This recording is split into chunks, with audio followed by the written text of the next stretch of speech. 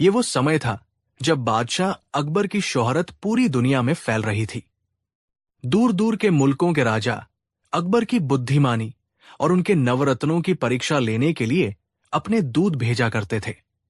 एक दिन फारस के सुल्तान का एक विशेष राजदूत, जिसका नाम शमशेर खान था, आगरा के दरबार में आया। शमशेर खान बहुत ही अहंकारी था। उसे लगता था कि फारस के लोग दुनिया में सबसे ज्यादा अक्लमंद हैं और हिंदुस्तान के लोग सिर्फ बातें बनाना जानते हैं। दरबार खचाखच भरा था। शमशेर खान ने झुककर अकबर को सलाम किया, लेकिन उसकी आंखों में इज्जत नहीं, बल्कि चुनौती थी। उसने घमंड से कहा कि बादशाह सलामत, हमारे सुल्तान ने आपकी अक्ल और आपके वजीर बीरबल की तारीफें बहुत सुनी हैं, लेकिन हमारे सुल्तान का मानना है कि सुनी सुनाई बातों पर भरोसा नहीं करना चाहिए। इसलिए उन्होंने आपके लिए एक छोटी सी भेंट मांगी है। अगर आप वो भेंट दे पाए तो हम मान लेंगे कि हिंदुस्तान वाकई महान है। अकबर ने मुस्कुराते हुए कहा कि बेशक मांगिए, आपके सुल्तान को क्या चाहिए? हीरे, जवाहरात, हाथी या घोड़े? मुगल सल्तनत के खजाने दोस्तों के लिए हमेशा खुले हैं। शमशेर खान ने कहा कि नहीं बादशाह, हमें दौलत नहीं चाहिए। हमारे सुल्तान को एक अजीब शौक है। उन्हें ऊंट पालने का शौक है। उन्होंने आपसे 200 ऊंट मंगवाए हैं। अकबर हंसे और बोले कि बस 200 ऊंट? ये तो बहुत मामूली बात है। हमारे अस्तबल में हजारों ऊंट हैं। आप अभी ले जा सकते हैं। शमशेर खान ने रोका और कहा कि ठहरिए हुजूर, बात पूरी नहीं हुई। हमारे सुल्तान की एक शर्त है। उन्हें साधारण ऊंट नहीं चाहिए। शर्त यह है कि वो 200 ऊंट न तो नर होने चाहिए, नहीं मादा होने चाहिए और न ही वो खस्सी होने चाहिए। पूरे दरबार में सन्नाटा छा गया। वजीर, सेनापति, मुल्ला दो प्याजा सबके मुंह खुले के खुले रह गए। जीव विज्ञान के हिसाब से ये असंभव था। दुनिया में कोई भी जानवर या तो नर होता है या मादा, और अगर उसका ऑपरेशन कर दिया जाए तो वो खस्सी होता है। इसके अलावा चौथा कोई प्रकार होता ही नहीं है। अकबर का माथा ठनक गया। ये मांग नहीं, ये तो खुला अपमान था। ये साबित करने की चाल थी कि अकबर नाकाबिल है। अकबर ने गुस्से और चिंता में कहा कि राजदूत, क्या आप होश में हैं? कुदरत ने ऐसे ऊंट बनाए ही नहीं है। आप हमसे वो मांग रहे हैं जिसका वजूद ही नहीं है। शमशेर खान ने व्यंग्य से हंसते हुए कहा कि तो क्या हम ये समझे कि जहांपनाह हार मान रहे हैं? क्या हम अपने सुल्तान से जाकर कह दे कि अकबर महान के पास दौलत तो है पर अक्ल नहीं? अगर आप ये शर्त पूरी नहीं कर सकते तो आपको मानना होगा कि फारस की बुद्धि हिंदुस्तान से ज्यादा तेज है। ये मुगल सल्तनत की इज्जत का सवाल था। अकबर ने गुस्से में इधर उधर देखा। उनकी नजरें सिर्फ एक शख्स को ढूंढ रही थी। उन्होंने कहा कि बीरबल, क्या तुम सुन रहे हो? ये राजदूत क्या कह रहा है? क्या इसका कोई जवाब है तुम्हारे पास? बीरबल, जो अब तक चुपचाप सब सुन रहे थे, धीरे से अपनी जगह से उठे। उन्होंने शमशेर खान को ऊपर से नीचे तक देखा और फिर बादशाह की तरफ मुड़े। बीरबल ने कहा कि जहांपनाह, चिंता की कोई बात नहीं है। राजदूत महोदय ने जो ऊंट मांगे हैं वो दुर्लभ जरूर है, लेकिन नामुमकिन नहीं। हमारे हिंदुस्तान में सब कुछ मिलता है। शमशेर खान चौंक गया और बोला कि क्या तुम ऐसे ऊंट ला सकते हो? बीरबल ने कहा कि बिल्कुल, लेकिन चूंकि ये ऊंट बहुत ही खास नस्ल के हैं और ये आम बाजारों में नहीं मिलते, इसलिए मुझे इन्हें ढूंढने के लिए थोड़ा वक्त और धन चाहिए। अकबर ने कहा कि तुम्हें जो चाहिए वो मिलेगा बीरबल, बस हमारी नाक नहीं कटनी चाहिए। बीरबल ने कहा कि हुजूर, मुझे 2 महीने का वक्त चाहिए और यात्रा के लिए 10,000 सोने की मुहरें चाहिए। मैं वादा करता हूं कि 2 महीने बाद इसी दरबार में राजदूत महोदय को उनके 200 ऊंट मिल जाएंगे। शमशेर खान मन ही मन हंसा। उसने सोचा कि ये बीरबल पागल है। ऐसे ऊंट होते ही नहीं तो ये लाएगा कहां से?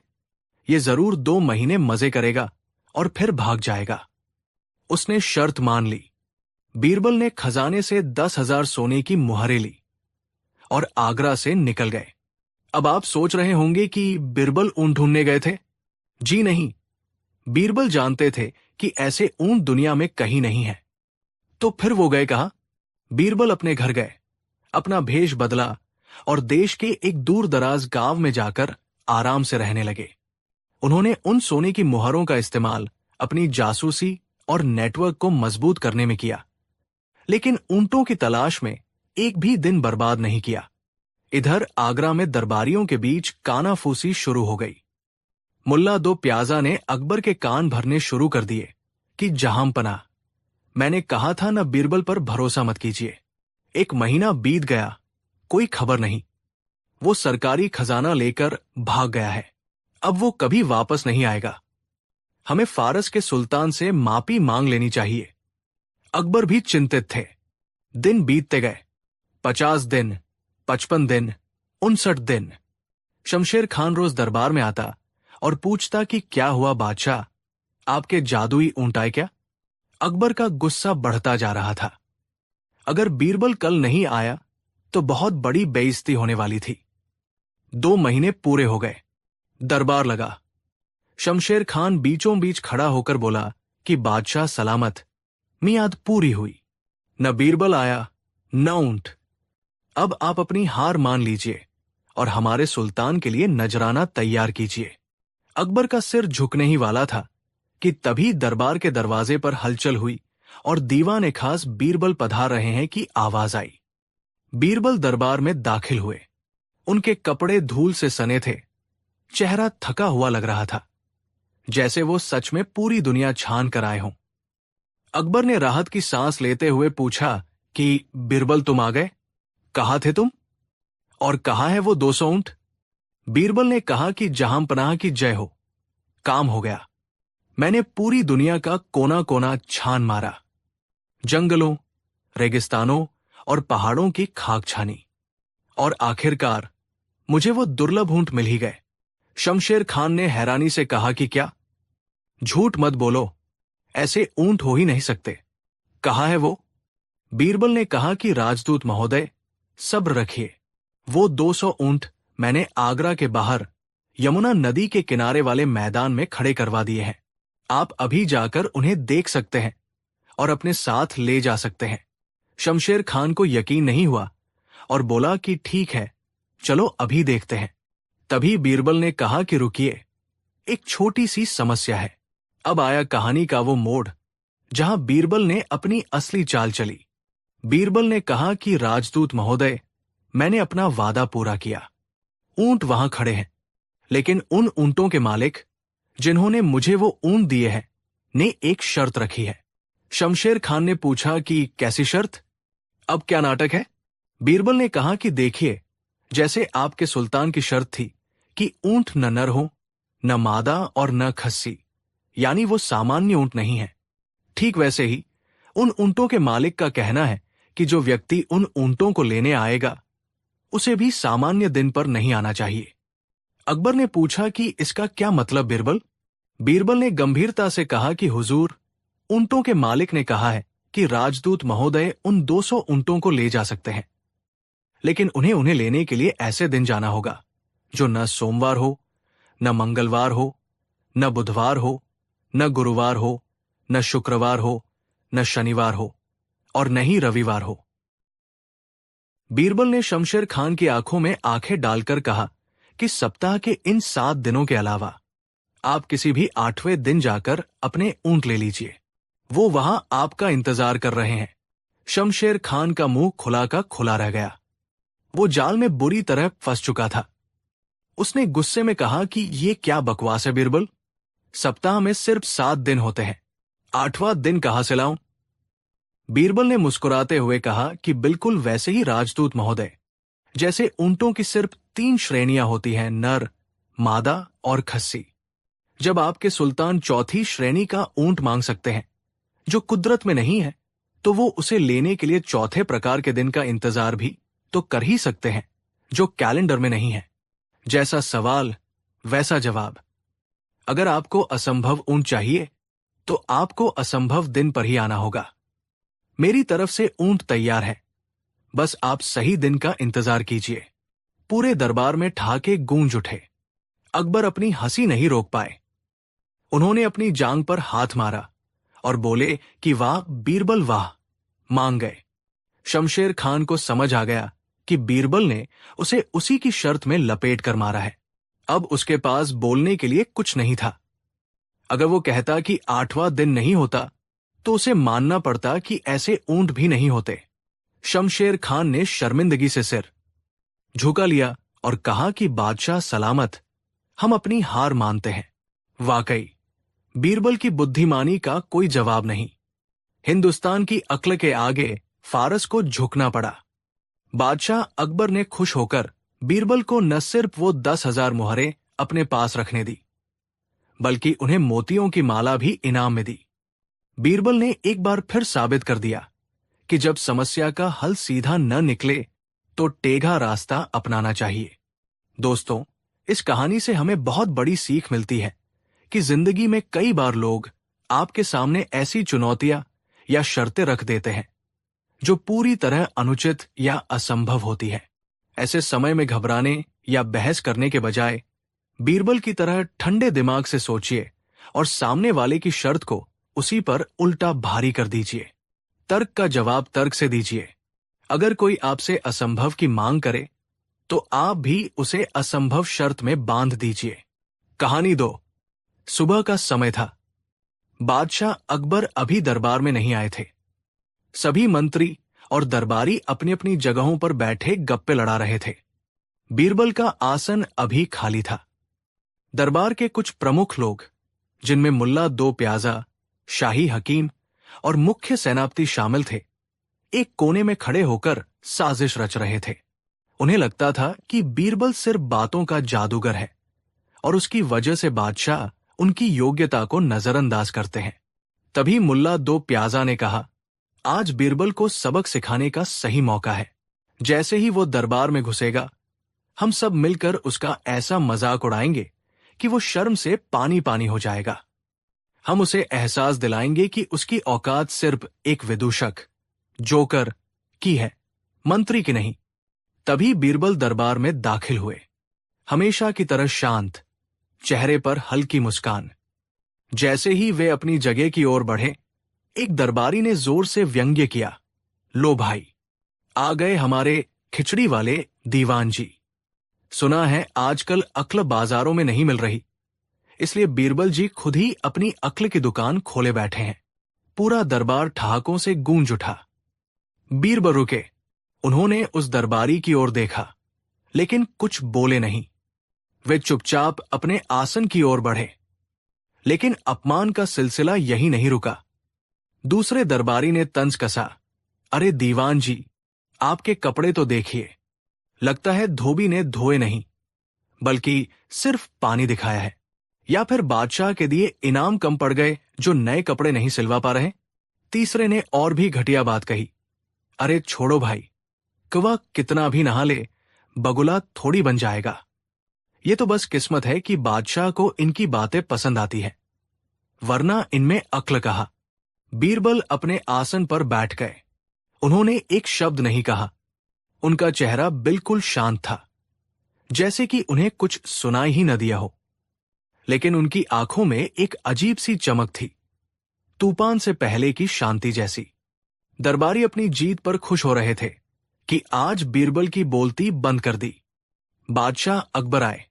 दरबार की कार्यवाही शुरू हुई और तत्म भी हो गई। बीरबल ने पूरे समय चुप्पी साधे रखी। अगले दिन बीरबल दरबार में एक बड़ा सा संदूक, बॉक्स लेकर पहुंचे।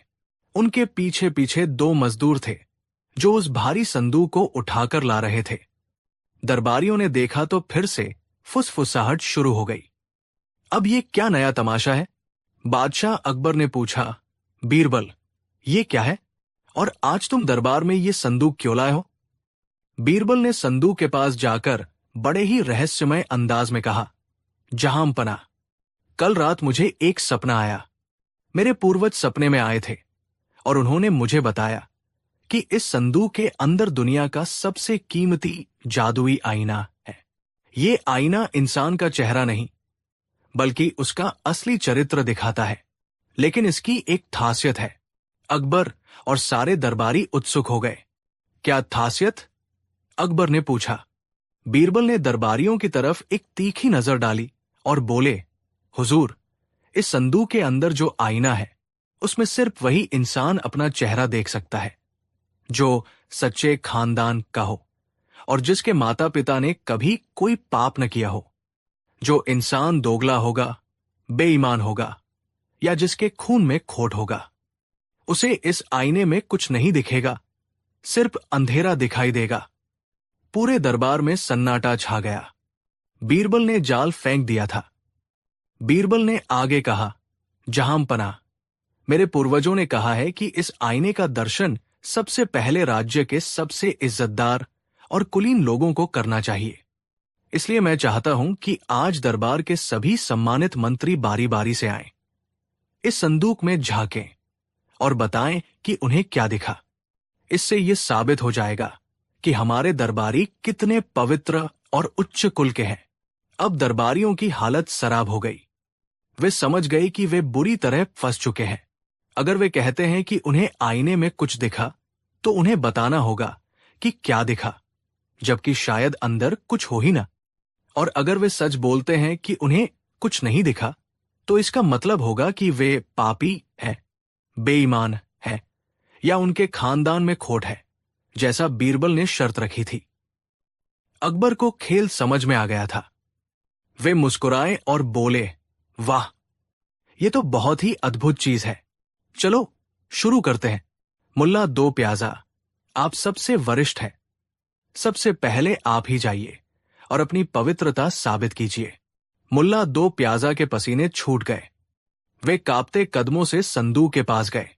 उन्होंने संदूक का ढक्कन थोड़ा सा उठाया और अंदर झांका। अंदर घुप अंधेरा था। वहां कोई आईना नहीं था, शायद सिर्फ खाली जगह या कोई पत्थर रखा था। उन्हें कुछ नहीं दिखा। अब मुल्ला जी के दिमाग में तूफान चल रहा था। अगर मैं कहूं कि मुझे कुछ नहीं दिखा, तो सब मान लेंगे कि मैं पापी हूं। मेरे माँ बाप बुरे थे, मेरी इज्जत मिट्टी में मिल जाएगी। तो इज्जत बचाने का एक ही रास्ता है, झूठ बोलना। मुल्ला जी ने चेहरा बाहर निकाला। उनके चेहरे पर बनावटी मुस्कान थी।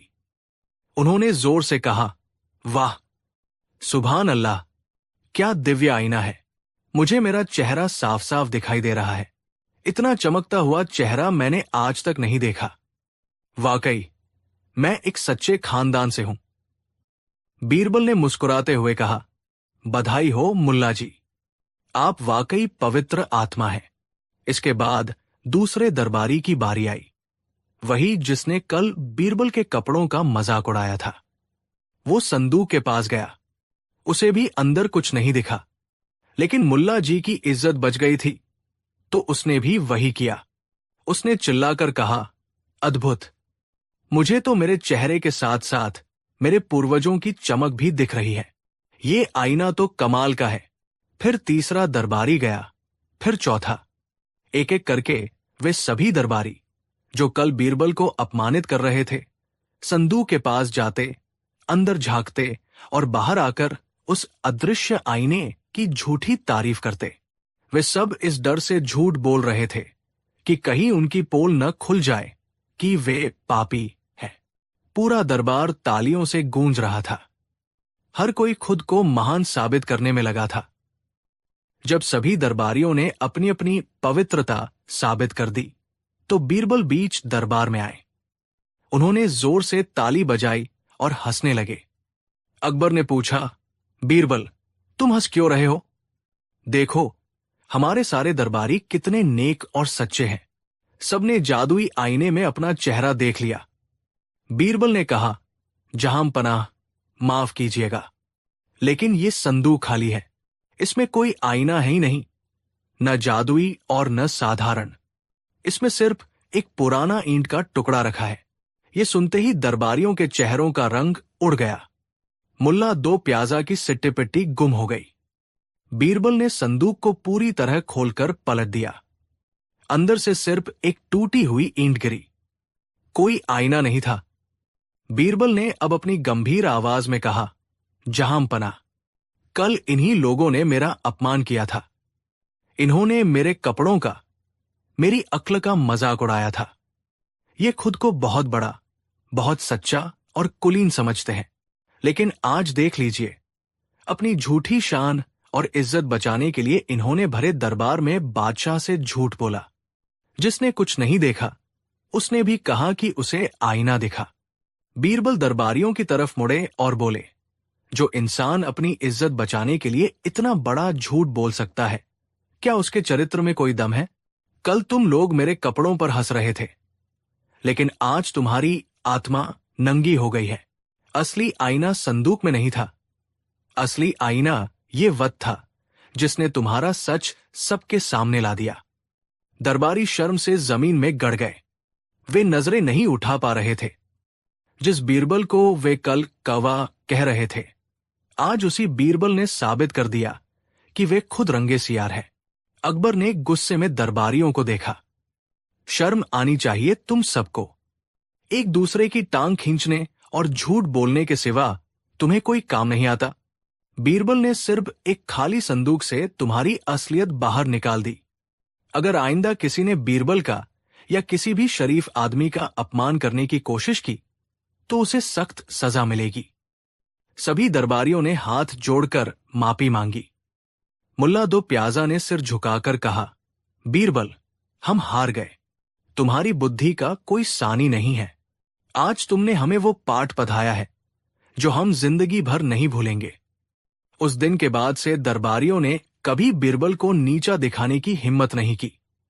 बीरबल ने बिना लड़े, बिना चिल्लाए, सिर्फ अपनी बुद्धिमानी से अपने दुश्मनों का मुंह हमेशा के लिए बंद कर दिया। दोस्तों, इस कहानी से हमें क्या सीख मिलती है? यही कि अगर कोई आपका अपमान करे, कोई आपको नीचा दिखाए, तो उसे जवाब अपनी जुबान से नहीं, अपनी काबिलियत से दो। कीचड़ में पत्थर मारने से छींटे अपने ही कपड़ों पर आते हैं। बीरबल की तरह शांत रहो, सही वक्त का इंतजार करो और अपनी बुद्धि से ऐसी बाजी खेलो कि सामने वाला खुद ब खुद अपनी नजरों में गिर जाए। अपमान का बदला लड़ाई नहीं है। अपमान का बदला है अपनी श्रेष्ठता साबित करना। अगर आपको बीरबल का ये जादुई संदूक वाला आइडिया पसंद आया तो वीडियो को लाइक जरूर करें और कमेंट में बताएं। अगर आपके साथ कोई ऐसा करता तो आप क्या जवाब देते? चैनल को सब्सक्राइब करें ताकि ऐसी ही पावरफुल कहानियां आप तक पहुंचती रहें। कहानी 3। आगरा शहर के बाहरी इलाके में एक छोटा सा गांव था जहां रामदीन नाम का एक किसान रहता था। रामदीन की गरीबी का आलम यह था कि उसके घर की छत बारिश में टपकती थी और बच्चे कई बार भूखे पेट ही सो जाया करते थे। उसके पास अपनी जमीन का एक छोटा सा टुकड़ा भी नहीं था। वो गांव के एक बड़े और बेहद लालची जमींदार सेठ करोड़ीमल के खेतों में मजदूरी करके अपना पेट पालता था।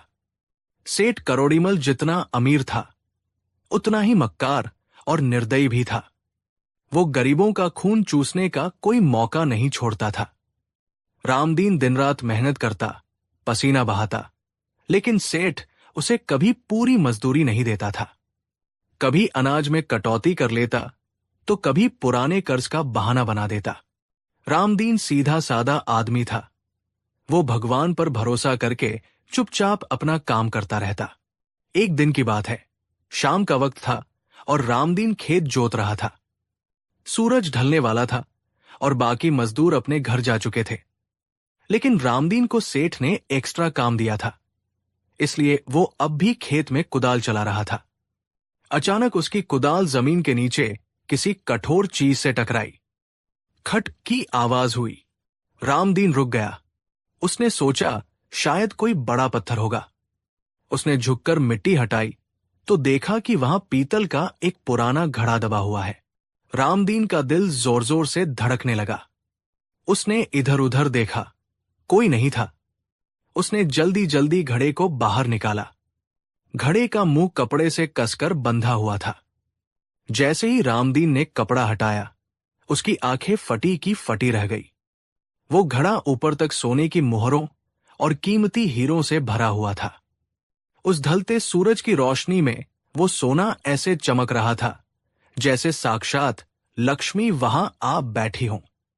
रामदीन के हाथ कांपने लगे। उसने अपनी पूरी जिंदगी में एक सोने का सिक्का भी एक साथ नहीं देखा था, और यहां पूरा घड़ा था। एक पल के लिए उसके मन में ख्याल आया कि वो इस घड़े को लेकर भाग जाए। इस धन से उसकी 7 पुश्तें राज कर सकती थी। उसके बच्चों को कभी भूखा नहीं सोना पड़ता। लेकिन रामदीन गरीब जरूर था, पर चोर नहीं था। उसके संस्कारों ने उसे रोका। उसने सोचा कि ये खेत सेठ करोड़ीमल का है, तो कानूनन और नैतिकता के हिसाब से ये धन भी सेठ का ही होना चाहिए। अगर मैं इसे रख लूं तो ये चोरी होगी, और चोरी का धन कभी फलता फूलता नहीं है। ये सोचकर उस भोले किसान ने घड़े को फिर से कपड़े से बांधा और उसे अपने गमछे में छिपाकर सीधा सेठ करोड़ीमल की हवेली की तरफ चल दिया। सेठ करोड़ीमल उस वक्त अपनी गद्दी पर बैठा हुक्का पी रहा था और बही खाते में गरीबों के कर्ज का हिसाब जोड़ रहा था। रामदीन ने डरते डरते हवेली में कदम रखा और सेठ के पैरों में गिर पड़ा। सेठ ने नागभौ सिकोड़ते हुए कहा कि अरे रामदीन, अब क्या मुसीबत ले आया? अभी तो तुझे खेत पर होना चाहिए था। रामदीन ने कांपते हाथों से वो घड़ा सेठ के सामने रख दिया और बोला कि मालिक, आज खेत जोतते समय मुझे ये मिला। मैं आपका नमक खाता हूं, इसलिए बेईमानी नहीं कर सकता। ये खेत आपका है तो ये अमानत भी आपकी ही है। सेठ ने जैसे ही घड़े का कपड़ा हटाया, उसकी आंखें लालच से चमक उठीं। उसने अपनी जिंदगी में इतना खजाना नहीं देखा था। लेकिन तभी सेठ के दिमाग में शैतान जाग गया। उसने सोचा कि ये किसान तो महामूर्ख है जो इतना धन वापस करने आ गया। लेकिन अगर कल को इसने किसी को बता दिया कि मुझे खजाना मिला है, तो बात राजा तक पहुंच सकती है, या फिर ये इनाम की मांग करेगा। क्यों न इसे ऐसा फंसाया जाए कि ये कभी मुंह खोलने लायक न रहे। सेठ ने तुरंत अपना पैंतरा बदला। वो गुस्से का नाटक करते हुए चिल्लाया कि अरे दुष्ट, अरे चोर, तूने मेरे साथ धोखा किया। रामदीन हक्का बक्का रह गया। उसने कहा कि मालिक, मैंने क्या किया? मैं तो ईमानदारी से आपको ये देने आया हूं। सेठ ने कहा कि झूठ मत बोल। मेरे पूर्वजों ने इस खेत में 2 घड़े दबाए थे। तू मेरे पास एक ही घड़ा लेकर आया है। बता, दूसरा घड़ा कहाँ छिपाया है? तूने जरूर उसे चुरा लिया है और अब साधु बनकर मुझे ये एक घड़ा देकर बचने की कोशिश कर रहा है। रामदीन के पैरों तले जमीन खिसक गई। उसने रोते हुए कहा कि मालिक, भगवान की कसम, मुझे बस यही एक घड़ा मिला है। वहां कोई दूसरा घड़ा नहीं था। आप चाहे तो मेरी तलाशी ले ले, मेरा घर देख ले। लेकिन सेठ करोड़ीमल कहाँ सुनने वाला था। उसने अपने लठैतों को बुलाया और रामदीन को धक्के मारकर हवेली से बाहर निकाल दिया और धमकी दी कि अगर कल सुबह तक तूने दूसरा घड़ा लाकर नहीं दिया तो मैं तुझे कोतवाल के हवाले कर दूंगा और तेरी खाल खिंचवा लूंगा। भाग जा यहां से। रामदीन रोता बिलखता अपने घर पहुंचा। उसने अपनी पत्नी को सारी बात बताई। दोनों पति पत्नी पूरी रात रोते रहे। ईमानदारी का ये सिला मिलेगा, ये उन्होंने कभी नहीं सोचा था। अगले दिन सुबह होते ही सेठ करोड़ीमल ने रामदीन को शहर के कोतवाल के पास घसीटा। मामला बढ़ता बढ़ता बादशाह अकबर के दरबार तक पहुंच गया। दोपहर के समय दीवान खास लगा हुआ था। बादशाह अकबर सिंहासन पर विराजमान थे और उनके नवरत्न उनके आसपास बैठे थे। सेठ करोड़ीमल ने अपनी झूठी कहानी बादशाह को सुनाई। उसने मगरमच्छ के आंसू बहाते हुए कहा कि जहांपनाह, ये आदमी मेरा मजदूर है। मेरे खेत में मेरे दादाजी के गाड़े हुए 2 सोने के घड़े थे। इसने उन्हें खोद निकाला।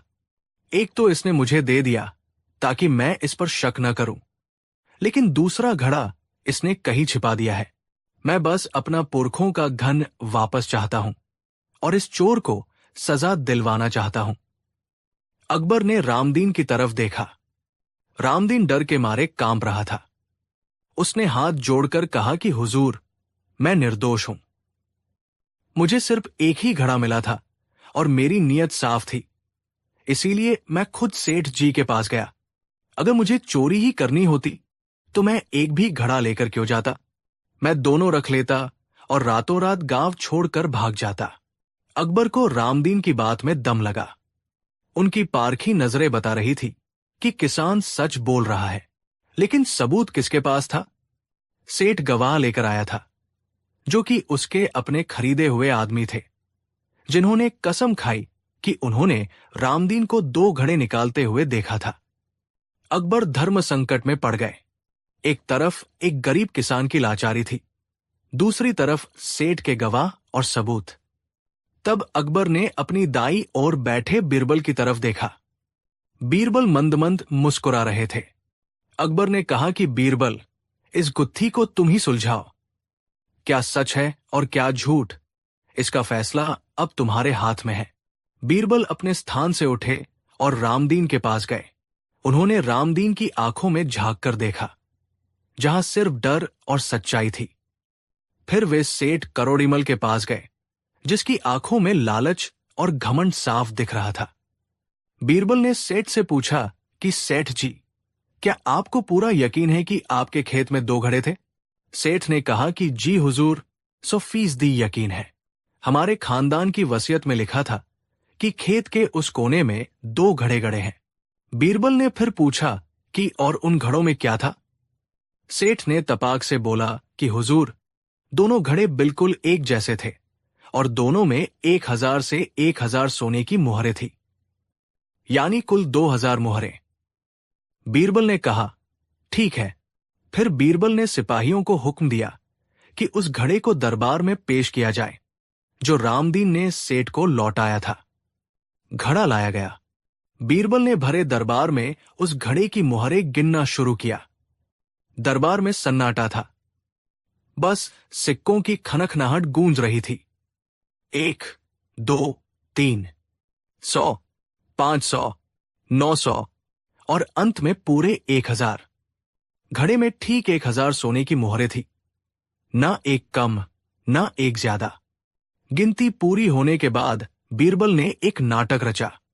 उन्होंने चेहरे पर बहुत गंभीर भाव बनाए और सेठ से कहा कि सेठ जी, ये मामला तो बहुत पेचीदा हो गया है। सेठ ने खुश होकर सोचा कि बीरबल उसकी बातों में आ गया है।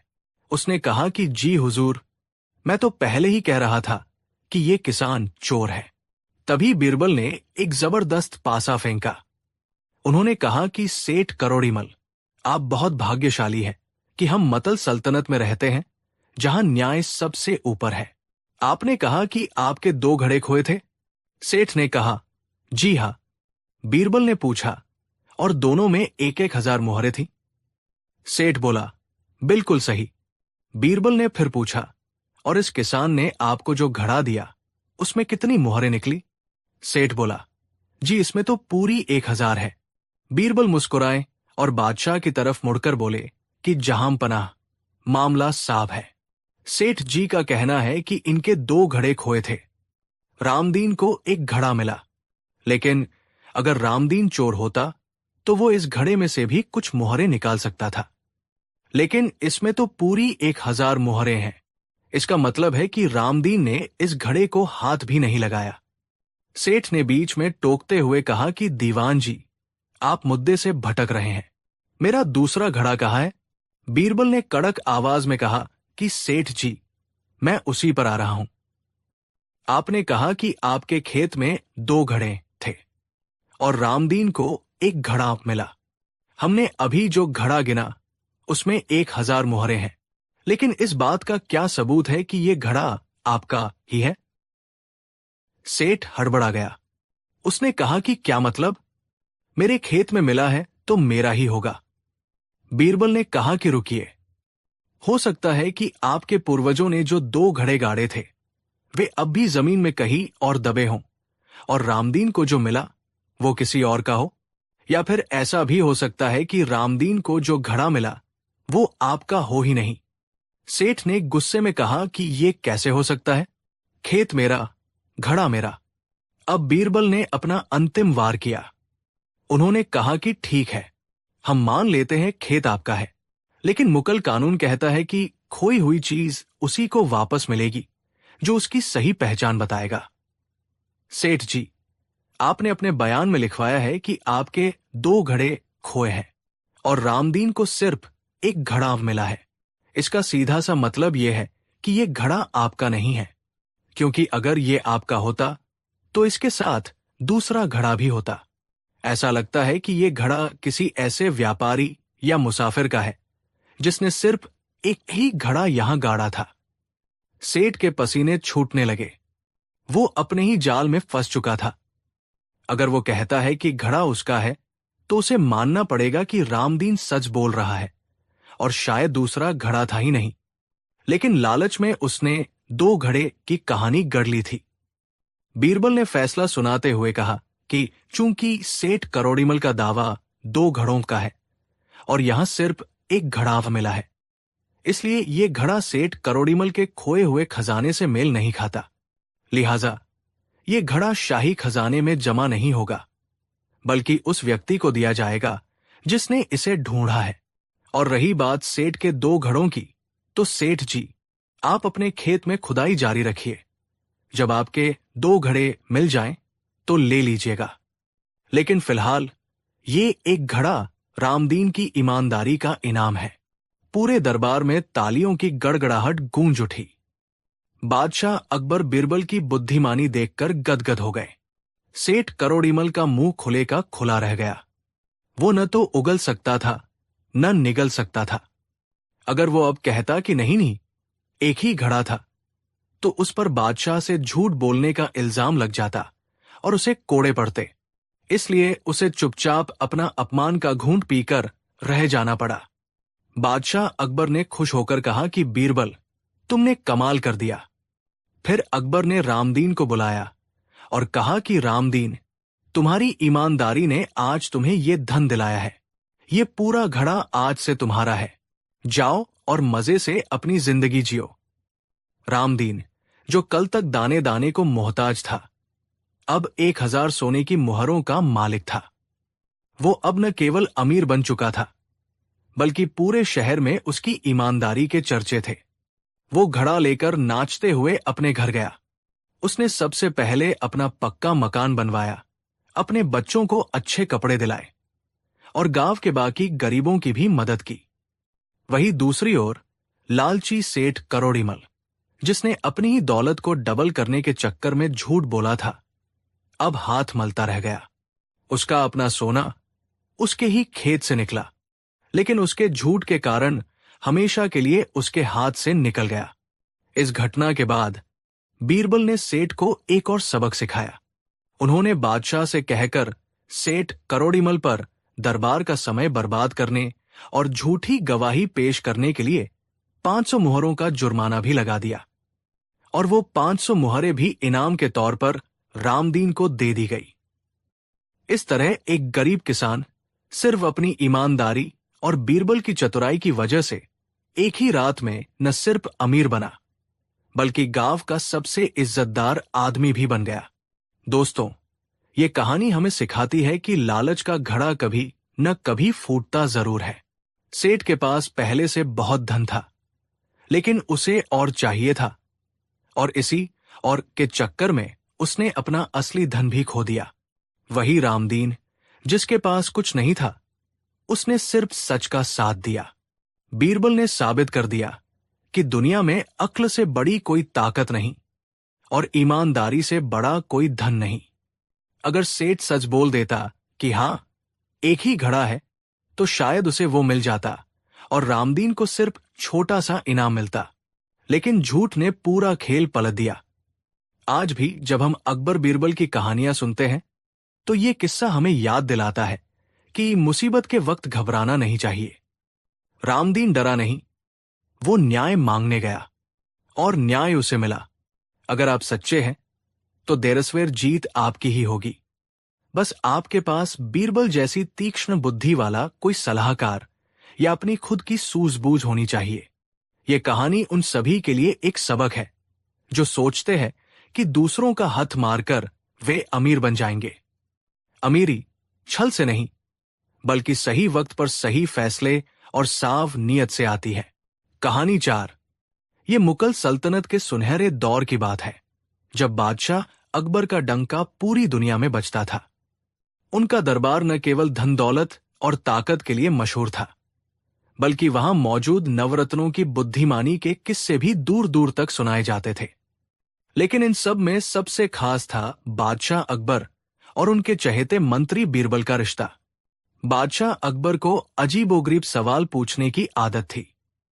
कभी कभी वे ऐसे सवाल पूछते थे जिनका मकसद सिर्फ ज्ञान परखना नहीं, बल्कि दरबारियों की फिरकी लेना होता था। अक्सर दरबारी इन सवालों के जाल में फंस जाते थे, लेकिन बीरबल हमेशा अपनी हाजिर जवाबी से बादशाह को निरुत्तर कर देते थे। एक दिन की बात है, आगरा के किले में सुबह का दरबार लगा हुआ था। मौसम बहुत सुहाना था, ठंडी हवाएं चल रही थी और दरबार में मध्यम संगीत बज रहा था।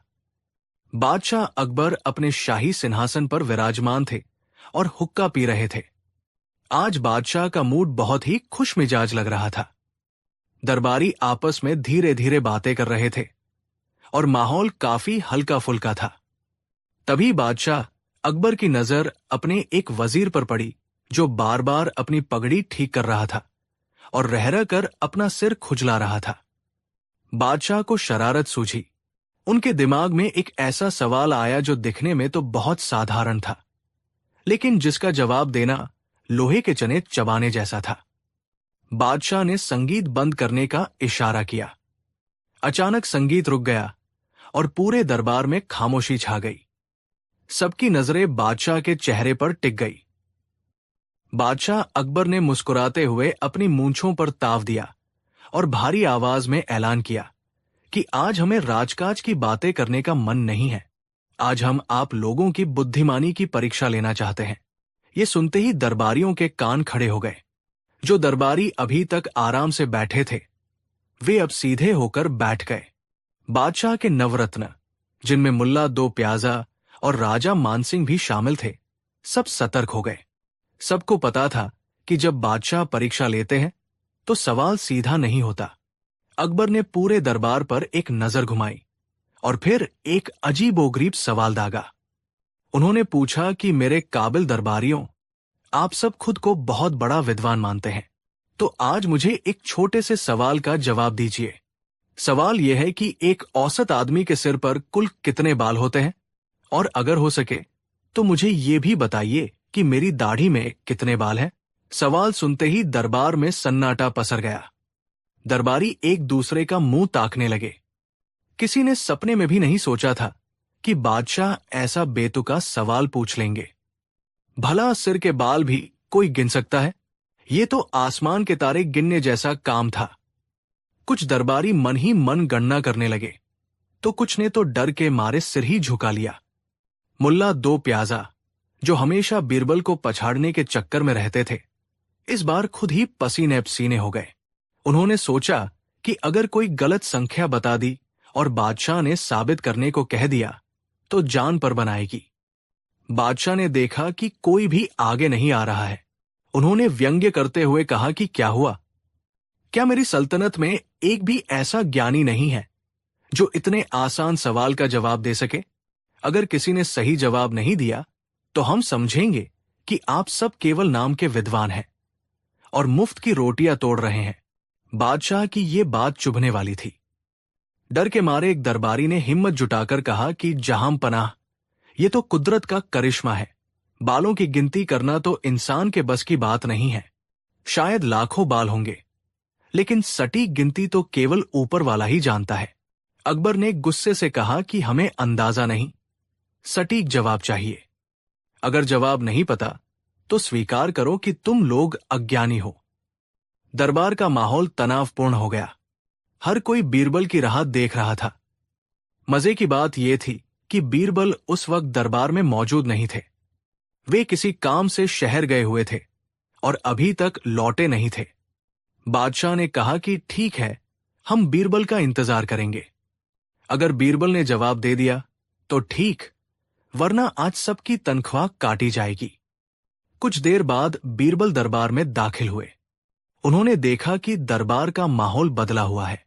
सबके चेहरे लटके हुए हैं और बादशाह की भौहें चढ़ी हुई है। बीरबल ने अपनी जगह पर खड़े होकर अदब से सलाम किया और पूछा कि जहां पनाह, आज दरबार में इतनी उदासी क्यों है? क्या किसी दुश्मन ने हमला कर दिया है या खजाने में कोई कमी आ गई है? बादशाह अकबर ने कहा कि नहीं बीरबल, समस्या ये है कि तुम्हारे ये साथी मेरे एक छोटे से सवाल का जवाब नहीं दे पा रहे हैं और अब हमें तुमसे उम्मीद है। बीरबल ने मुस्कुराते हुए पूछा कि हुक्म करें जहांपनाह, ऐसा कौन सा सवाल है जिसने इतने विद्वानों की बोलती बंद कर दी? अकबर ने अपना सवाल दोहराया कि बीरबल, बताओ एक आदमी के सिर पर कितने बाल होते हैं? हमें सटीक संख्या चाहिए, न एक कम न एक ज्यादा। बीरबल ने सवाल सुना और जोर से हंस पड़े। उनकी हंसी देखकर दरबारी हैरान रह गए। सबको लगा कि बीरबल पागल हो गए हैं। बादशाह के सवाल पर हंसना मौत को दावत देने जैसा था, लेकिन बीरबल बेखौफ थे। उन्होंने कहा कि जहांपनाह, बस इतनी सी बात? मुझे लगा कोई बहुत मुश्किल सवाल होगा। इसका जवाब तो मेरे पास है और अभी इसी वक्त है। अकबर चौंक गए। उन्होंने कहा कि क्या वाकई तुम अभी बता सकते हो? बीरबल ने कहा कि जी हां, लेकिन मुझे दरबार के बीचों बीच एक इंतजाम करना होगा। अकबर ने पूछा कि कैसा इंतजाम? बीरबल ने कहा कि मुझे दरबार में एक स्वस्थ और तगड़ा गधा मंगवाने की इजाजत दी जाए। यह सुनकर दरबार में फिर से खुसुर पुसुर शुरू हो गई। लोग सोचने लगे कि बालों की गिनती और गधे का क्या मेल? क्या बीरबल मजाक कर रहे हैं? लेकिन बादशाह को बीरबल की चालों पर भरोसा था। उन्होंने तुरंत आदेश दिया कि शाही अस्तबल से सबसे अच्छा गधा दरबार में हाजिर किया जाए। थोड़ी ही देर में 2 सिपाही एक गधे को खींचते हुए दरबार के बीचों बीच ले आए। गधा अपनी धुन में था और बीच बीच में रेंक रहा था। शाही दरबार में गधे का खड़ा होना अपने आप में एक हास्यास्पद नजारा था। अकबर ने बीरबल की ओर देखा और कहा कि बीरबल, गधा आ गया है। अब बताओ, इंसान के सिर पर कितने बाल होते हैं और इस जानवर का तुम्हारे जवाब से क्या ताल्लुक है? बीरबल ने गधे की पीठ पर हाथ फेरा और बड़े आत्मविश्वास के साथ कहा कि जहांपनाह, मैंने गणना कर ली है। एक आदमी के सिर पर ठीक उतने ही बाल होते हैं जितने इस गधे के शरीर पर बाल है। पूरा दरबार सन्न रह गया। ये कैसा जवाब था? अकबर ने हैरान होकर पूछा कि बीरबल, पहेलियां मत बुझाओ, साफ साफ संख्या बताओ। ये तुम कैसे कह सकते हो कि इंसान के सिर के बाल और गधे के शरीर के बाल बराबर हैं? बीरबल ने बहुत ही गंभीरता से कहा कि जहांपनाह, संख्या है 90,92,423। आप चाहें तो लिखवा ले। इंसान के सिर पर ठीक इतने ही बाल होते हैं। अकबर ने अपनी आंखों को सिकोड़ते हुए बीरबल को देखा। उन्हें पता था कि बीरबल कुछ न कुछ खेल खेल रहे हैं। अकबर ने कहा कि बीरबल, हम तुम्हारी बात पर यकीन कैसे करें? इसका क्या सबूत है कि तुम्हारी गिनती सही है? हो सकता है तुम कोई भी मनगढ़ंत संख्या बोल रहे हो। अगर ये गलत साबित हुई तो? बीरबल ने मुस्कुराते हुए कहा कि जहांपनाह, सबूत तो आपके सामने खड़ा है। मैंने कहा ना, इंसान के सिर के बाल और इस गधे के शरीर के बाल बिल्कुल बराबर हैं। अगर आपको या दरबार में मौजूद किसी भी विद्वान को मेरी बात पर रत्ती भर भी शक है तो वे अभी आगे आए और गिनती शुरू कर दें। बीरबल ने अपनी बात को आगे बढ़ाते हुए कहा कि तरीका बहुत आसान है। पहले आप मेरे सिर के सारे बाल गिन लीजिए, फिर इस गधे के शरीर के सारे बाल गिन लीजिए। अगर गधे का एक भी बाल ज्यादा निकले या मेरे सिर का एक भी बाल कम निकले तो आप मुझे जो चाहे सजा दे सकते हैं। और हां, अगर गिनती करने में किसी को दिक्कत हो तो मुल्ला 2 प्याजा जी इसमें माहिर लगते हैं, आप उनसे शुरुआत करवा सकते हैं। बीरबल का यह जवाब सुनते ही पूरे दरबार में हंसी का फव्वारा फूट पड़ा। दरबारी अपनी हंसी रोक नहीं पाए। मुल्ला 2 प्याजा तो नजरें चुराने लगे। हर कोई समझ गया कि बीरबल ने कितनी चतुराई से बादशाह को घेर लिया है। भला कौन मूर्ख होगा जो गधे के बाल गिनने बैठेगा? और अगर कोई गिनने भी बैठे तो यह साबित कैसे होगा कि गिनती सही है या गलत? गधा तो लात मारेगा और बाल गिनना जन्मों का काम है। बादशाह अकबर भी अपनी हंसी नहीं रोक पाए। वे समझ गए कि बीरबल ने एक असंभव सवाल का जवाब एक असंभव शर्त के साथ देकर बाजी मार ली है। उन्होंने हंसते हुए कहा कि बीरबल, तुम सच में लाजवाब हो। तुमने साबित कर दिया कि जब सवाल बेतुका हो तो उसका जवाब भी बेतुका ही होना चाहिए। लेकिन कहानी यही खत्म नहीं हुई। बादशाह को बीरबल की खिंचाई करने का और मन हुआ। उन्होंने अपनी हंसी रोकते हुए कहा कि ठीक है बीरबल, मान लिया कि तुम्हारे सिर के बाल और गधे के बाल बराबर हैं, लेकिन मेरा दूसरा सवाल अभी भी बाकी है। मैंने पूछा था कि मेरी दाढ़ी में कितने बाल हैं। अब इसका जवाब देने के लिए तुम कौन सा जानवर लाओगे? बीरबल जरा भी नहीं घबराए। उन्होंने तुरंत जवाब दिया कि जहां पनाह, इसके लिए किसी जानवर की जरूरत नहीं है। इसका जवाब तो यही मौजूद है। आपकी दाढ़ी में ठीक उतने ही बाल हैं जितने आपके राज्य में मुट्ठी भरकर तारे आसमान में चमकते हैं। अकबर ने फिर बीरबल को फंसाने की कोशिश की और कहा कि यह क्या बात हुई, इसका क्या मतलब? बीरबल ने कहा कि महाराज, ये बहुत सरल गणित है। आप रात को आसमान के तारे गिनवा लीजिए और फिर अपनी दाढ़ी के बाल। अगर एक भी कम या ज्यादा निकले तो आप मुझे सूली पर चढ़ा दीजिएगा। बस शर्त यह है कि तारे गिनते वक्त आसमान साफ होना चाहिए और दाढ़ी गिनते वक्त आप हिले नहीं। इस बार बादशाह अकबर अपने सिंहासन से उठ खड़े हुए और बीरबल को गले लगा लिया। उन्होंने कहा कि बीरबल, तुम्हारी बुद्धि की कोई सीमा नहीं है। तुम जानते हो कि बालों को गिनना नामुमकिन है, इसलिए तुमने ऐसी चीजों से तुलना की जिन्हें गिनना भी नामुमकिन है। तुमने हमें सिखा दिया कि व्यर्थ के सवालों में समय बर्बाद करने से बेहतर है कि हम अपनी बुद्धि का प्रयोग सही कार्यों में करें।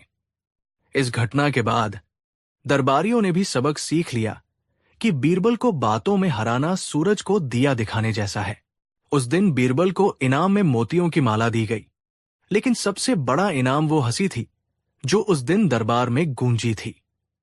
ये किस्सा आज भी हमें याद दिलाता है कि जब जीवन में कोई ऐसी समस्या आए जिसका कोई तार्किक समाधान न हो, तो वहां थोड़ी सी चतुराई और हास्य का प्रयोग करके बड़ी से बड़ी मुसीबत को टाला जा सकता है। बीरबल ने न केवल अपनी जान बचाई, बल्कि ये भी साबित कर दिया कि हाजिर जवाबी दुनिया का सबसे बड़ा हथियार है। उस रात आगरा के किले में देर रात तक दावत चली। लोग एक दूसरे को यही किस्सा सुना रहे थे और हंस रहे थे। ये कहानी सिर्फ एक गधे और बालों की गिनती की नहीं थी। ये कहानी थी उस नजरिए की जो मुश्किलों को भी मजाक में बदल देता है। और जैसा कि बीरबल ने कहा था, कुछ सवालों के जवाब गिनने में नहीं, बल्कि समझने में होते हैं। कहानी 5। दोस्तों, इस दुनिया में दो तरह के लोग होते हैं। एक वो जो अपनी मेहनत से ऊपर उठते हैं, और दूसरे वो जो ऊपर उठने वालों को नीचे खींचने की कोशिश करते हैं। बादशाह अकबर के दरबार में भी एक ऐसा ही शख्स था, मुल्ला दो प्याजा। बीरबल की कामयाबी, उनकी अक्ल और बादशाह से उनकी नजदीकी मुल्ला के सीने में आग की तरह धधकती थी। मुल्ला हर रोज एक नया जाल बुनता था, एक नई साजिश रचता था, ताकि बीरबल को बादशाह की नजरों में गिरा सके। लेकिन एक दिन उसने सारी हदें पार कर दी। उसने भरे दरबार में बादशाह के सामने बीरबल को गधा कह दिया। यह सिर्फ एक अपमान नहीं था, ये एक सोची समझी चाल थी। आखिर मुल्ला ने ऐसा क्यों कहा और बीरबल ने इस जहरीले अपमान का जवाब कैसे दिया कि मुल्ला खुद पूरी दुनिया के सामने सबसे बड़ा गधा साबित हो गया? ये कहानी सिर्फ हंसाएगी नहीं, बल्कि आपको सिखाएगी कि जब कोई आपकी बेइज्जती करे तो उसका जवाब गुस्से से नहीं, बल्कि अक्ल से कैसे दिया जाता है। ये उन दिनों की बात है जब बीरबल की बुद्धिमानी के चर्चे सिर्फ आगरा में ही नहीं, बल्कि दूर दराज के मुल्कों तक फैल चुके थे। बादशाह अकबर कोई भी बड़ा फैसला लेने से पहले बीरबल से सलाह जरूर लेते थे। एक दिन बीरबल ने एक बहुत ही पेचीदा मसला सुलझाया, जिससे खुश होकर बादशाह ने उन्हें 100 सोने की मुहरें इनाम में दी। बादशाह ने कहा कि वाह बीरबल, तुम्हारी अक्ल का कोई मुकाबला नहीं। पूरा दरबार बीरबल के लिए तालियां बजा रहा था, लेकिन एक शख्स था जो अपने दांत पीस रहा था, मुल्ला दो प्याजा। उसने मन ही मन कसम खाई कि अब मैं बीरबल को ऐसा सबक सिखाऊंगा कि वो दरबार में मुंह दिखाने लायक नहीं रहेगा। अगले दिन मुल्ला एक नई योजना के साथ दरबार में हाजिर हुआ। उसने कहा कि जहां पनाह, हमारी सल्तनत के प्रबंधन में एक बहुत बड़ी कमी है। हमारी सेना के पास घोड़े हैं, हाथी हैं, उनका पूरा हिसाब किताब है, लेकिन जो जानवर बोझा ढोने के सबसे ज्यादा काम आते हैं, यानी गधे, उनका हमारे पास कोई लेखा जोखा ही नहीं है। अकबर ने कहा कि तुम्हारी बात में दम है तो क्या किया जाए। अब मुल्ला ने अपना असली पासा फेंका। उसने बीरबल की तरफ देखकर कहा कि जहां पनाह, यह काम बहुत ही मुश्किल है। इसे दीवान बीरबल से बेहतर कोई नहीं कर सकता। दरबार में बैठे सभी लोग मुल्ला की चाल समझ गए। गधों की गिनती जैसा छोटा और अपमानजनक काम बीरबल को सौंपकर मुल्ला उन्हें नीचा दिखाना चाहता था। अकबर ने भी मजाक में कहा कि बीरबल, क्या तुम ये जिम्मेदारी लेने के लिए तैयार हो? सबको लगा कि बीरबल मना कर देंगे, लेकिन बीरबल ने मुस्कुराकर कहा कि जहां पनाह, ये तो मेरे लिए बड़े सम्मान की बात है। मैं ये काम जरूर करूंगा, लेकिन मुझे इसके लिए 2 हफ्तों का समय चाहिए। मुल्ला की खुशी का ठिकाना न रहा। बीरबल जाल में फंस चुका था। अगले दिन से बीरबल अपने काम पर लग गए। वे सुबह सुबह निकल जाते और शहर के हर धोबी घाट, हर बाजार और हर गली में घूम घूम कर गधों की गिनती करते। लोग उन्हें देखकर हंसते, बच्चे चिढ़ाते कि देखो, गधों का सरदार आया। 2 हफ्ते बीत गए। बीरबल दरबार में लौटे। उनके हाथ में एक मोटी सी किताब थी। अकबर ने पूछा कि बीरबल, बताओ हमारी राजधानी में कुल कितने गधे हैं? बीरबल ने कहा कि जहां पनाह, मैंने बहुत ही मेहनत से ये गिनती पूरी की है। मेरे हिसाब से आगरा और उसके आसपास के इलाकों में कुल मिलाकर 5423 गधे हैं। लेकिन मुल्ला 2 प्याजा तो इसी पल का इंतजार कर रहा था। वो अपनी जगह से खड़ा हुआ और जोर से बोला कि जहां पनाह, मैं दीवान जी की बहुत इज्जत करता हूं, लेकिन आज मुझे अफसोस के साथ कहना पड़ रहा है कि इनकी गिनती बिल्कुल गलत है। अकबर ने पूछा कि तुम इतने यकीन से कैसे कह सकते हो? मुल्ला ने शैतानी मुस्कान के साथ कहा कि नहीं हुजूर, मैंने गिनती तो नहीं की, लेकिन मुझे पता है कि असली संख्या 5423 नहीं, बल्कि 5424 है। दीवान जी एक गधा गिनना भूल गए हैं। अब मुल्ला ने अपनी उंगली सीधे बीरबल की तरफ उठाई और भरे दरबार में चिल्लाकर कहा कि वो एक गधा जिसे बीरबल गिनना भूल गए, वो कोई और नहीं, बल्कि ये खुद है। जब बीरबल इस शहर में मौजूद है, तो गधों की गिनती में एक और बढ़ना चाहिए था। पूरे दरबार में जैसे किसी ने बम फोड़ दिया हो। यह सीधा और बहुत भद्दा अपमान था। सबको लगा कि अब बीरबल आगा बुला हो जाएंगे, लेकिन जो हुआ उसकी किसी ने कल्पना भी नहीं की थी। बीरबल जरा भी गुस्सा नहीं हुए। वे अपनी जगह पर खड़े रहे और मुस्कुराते रहे। फिर उन्होंने बादशाह की तरफ देखकर सिर झुकाया और कहा कि जहां पनाह, मैं मुल्ला जी का तहे दिल से शुक्रगुजार हूं। मुल्ला जी बिल्कुल सही कह रहे हैं। गिनती में मुझसे वाकई एक बहुत बड़ी गलती हो गई थी। मैं तो खुद को गिनना भूल ही गया था। इनकी पारखी नजर ने मेरी गलती पकड़ ली। मैं इनकी अक्ल को सलाम करता हूं। अब तो मुल्ला का सीना गर्व से और भी चौड़ा हो गया। उसे लगा कि बीरबल ने हार मान ली है, लेकिन खेल तो अब शुरू हुआ था। बीरबल ने कहा कि लेकिन जहां पनाह, सच कहूं तो मैं एक बहुत बड़ी दुविधा में फंसा हुआ था। जब मैं गधों की सूची बना रहा था, तो मेरे सामने 2 नाम आए, एक मेरा और एक मुल्ला 2 प्याजा जी का। मैं ये तय नहीं कर पा रहा था कि हम दोनों में से बड़ा गधा कौन है जिसे सूची में पहले रखा जाए। मैं कई दिनों तक इसी उलझन में रहा, लेकिन आज मुल्ला जी ने मेरी ये सबसे बड़ी मुश्किल हल कर दी। अकबर ने उत्सुकता से पूछा कि वो कैसे, बीरबल? अब बीरबल ने अपना अंतिम और सबसे घातक वार किया। उन्होंने मुल्ला की तरफ देखा और कहा कि जहां पनाह, कहते हैं कि एक गधा ही दूसरे गधे को दूर से पहचान सकता है। आज मुल्ला जी ने मुझे भरे दरबार में पहचान लिया। इससे यह साबित हो गया कि वे इस फन में मुझसे कहीं ज्यादा माहिर हैं। उन्होंने ये साबित कर दिया है कि असली और बड़ा गधा कौन है। इसलिए मैं अपनी सूची में सुधार करना चाहता हूं। आगरा में कुल गधों की संख्या 5424 नहीं, बल्कि 5425 है। मैंने खुद को और मुल्ला जी दोनों को जोड़ लिया है और इस सूची का प्रमुख मुल्ला जी को बनाया जाएगा। बीरबल के शब्द खत्म होते ही पूरा दरबार ठहाकों से गूंज उठा। जो दरबारी कुछ देर पहले बीरबल पर हंस रहे थे, अब वे मुल्ला दो प्याजा का मजाक उड़ा रहे थे। बादशाह अकबर अपनी हंसी रोक नहीं पाए। वे अपनी कुर्सी से खड़े हो गए और तालियां बजाने लगे। मुल्ला दो प्याजा, जो बीरबल को अपमानित करने आया था, खुद सबसे बड़ा मजाक बनकर रह गया। बीरबल ने एक भी अपशब्द का इस्तेमाल नहीं किया, गुस्सा नहीं दिखाया, लेकिन मुल्ला के ही फेंके हुए पत्थर से उसका सिर फोड़ दिया था। बादशाह ने कहा कि मान गए बीरबल, अपमान का ऐसा बुद्धिमानी भरा जवाब मैंने आज तक नहीं देखा। तुमने साबित कर दिया कि असली ताकत तलवार में नहीं, दिमाग में होती है। उस दिन के बाद से मुल्ला दो प्याजा ने बीरबल से पंगा लेने से पहले 100 बार सोचा। दोस्तों, ये कहानी हमें सिखाती है कि जब कोई आपको अपमानित करे तो अपना आपा मत खोइए। गुस्सा और पलटकर गाली देना एक कमजोर इंसान की निशानी है। असली ताकत है शांत रहना और सामने वाले की ही बात को उसी के खिलाफ एक हथियार की तरह इस्तेमाल करना। बीरबल ने हमें सिखाया कि जो आपके लिए गड्ढा खोदता है, आपको उसे धक्का देने की जरूरत नहीं है। बस थोड़ा सा हट जाइए, वो अपने आप ही उस गड्ढे में गिर जाएगा।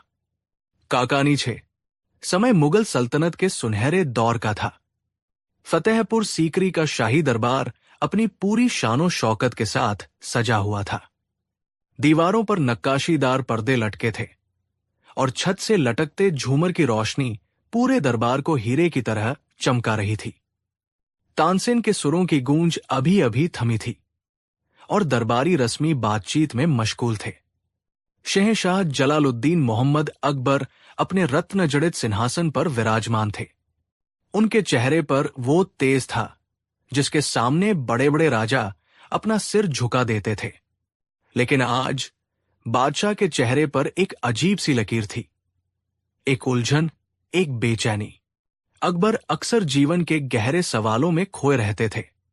उनके पास दौलत थी, शोहरत थी, दुनिया की हर नियामत उनके कदमों में थी, लेकिन उनका जिज्ञासु मन हमेशा किसी न किसी पहेली को सुलझाने में लगा रहता था। अचानक बादशाह ने हाथ उठाया। पूरा दरबार शांत हो गया। सुई गिरने तक की आवाज सुनी जा सकती थी। अकबर ने अपने नवरत्नों की ओर देखा और एक भारी आवाज में पूछा, मेरे नवरत्नों, मेरे विद्वानों, मैं आज कई दिनों से एक सवाल से जूझ रहा हूं। मैंने दुनिया देखी है, तरह तरह के लोग देखे हैं। कोई अमीर है, कोई गरीब, कोई साधु है, कोई चोर। सबकी पसंद अलग है, सबकी चाहत अलग है। बादशाह थोड़ा आगे झुके और अपनी बात पूरी की। लेकिन क्या दुनिया में कोई ऐसी एक चीज है जो हर इंसान को पसंद है? चाहे वो बच्चा हो या बूढ़ा, राजा हो या रंक, औरत हो या मर्द, वो कौन सी बात है जो हर किसी को अच्छी लगती है? दरबार में सन्नाटा छा गया। ये सवाल जितना सीधा लग रहा था, उतना ही पेचीदा था। दरबारियों में फुसफुसाहट शुरू हो गई। हर कोई बादशाह की नजरों में अच्छा बनने के लिए जवाब सोचने लगा। सबसे पहले सेनापति मानसिंह उठे। उन्होंने झुककर सलाम किया और कहा, जहांपना, मेरी नजर में वह चीज जीत, विक्ट्री है। हर इंसान जीतना चाहता है, हार किसी को पसंद नहीं होती। अकबर ने सिर हिलाया। मानसिंह, तुम्हारी बात में दम है, लेकिन सोचो, एक मां जो अपने बच्चे के साथ खेल रही है, वो अक्सर अपने बच्चे से जानबूझकर हार जाती है ताकि बच्चा खुश हो सके। उसे अपनी हार में ही खुशी मिलती है। इसका मतलब जीत हर किसी को हर समय पसंद नहीं होती। मानसिंह चुप होकर बैठ गए। तभी खजांची टोडरमल खड़े हुए। बादशाह सलामत।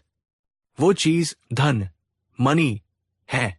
दुनिया का हर इंसान, चाहे वो अमीर हो या गरीब, धन की कामना करता है। अकबर मुस्कुराए।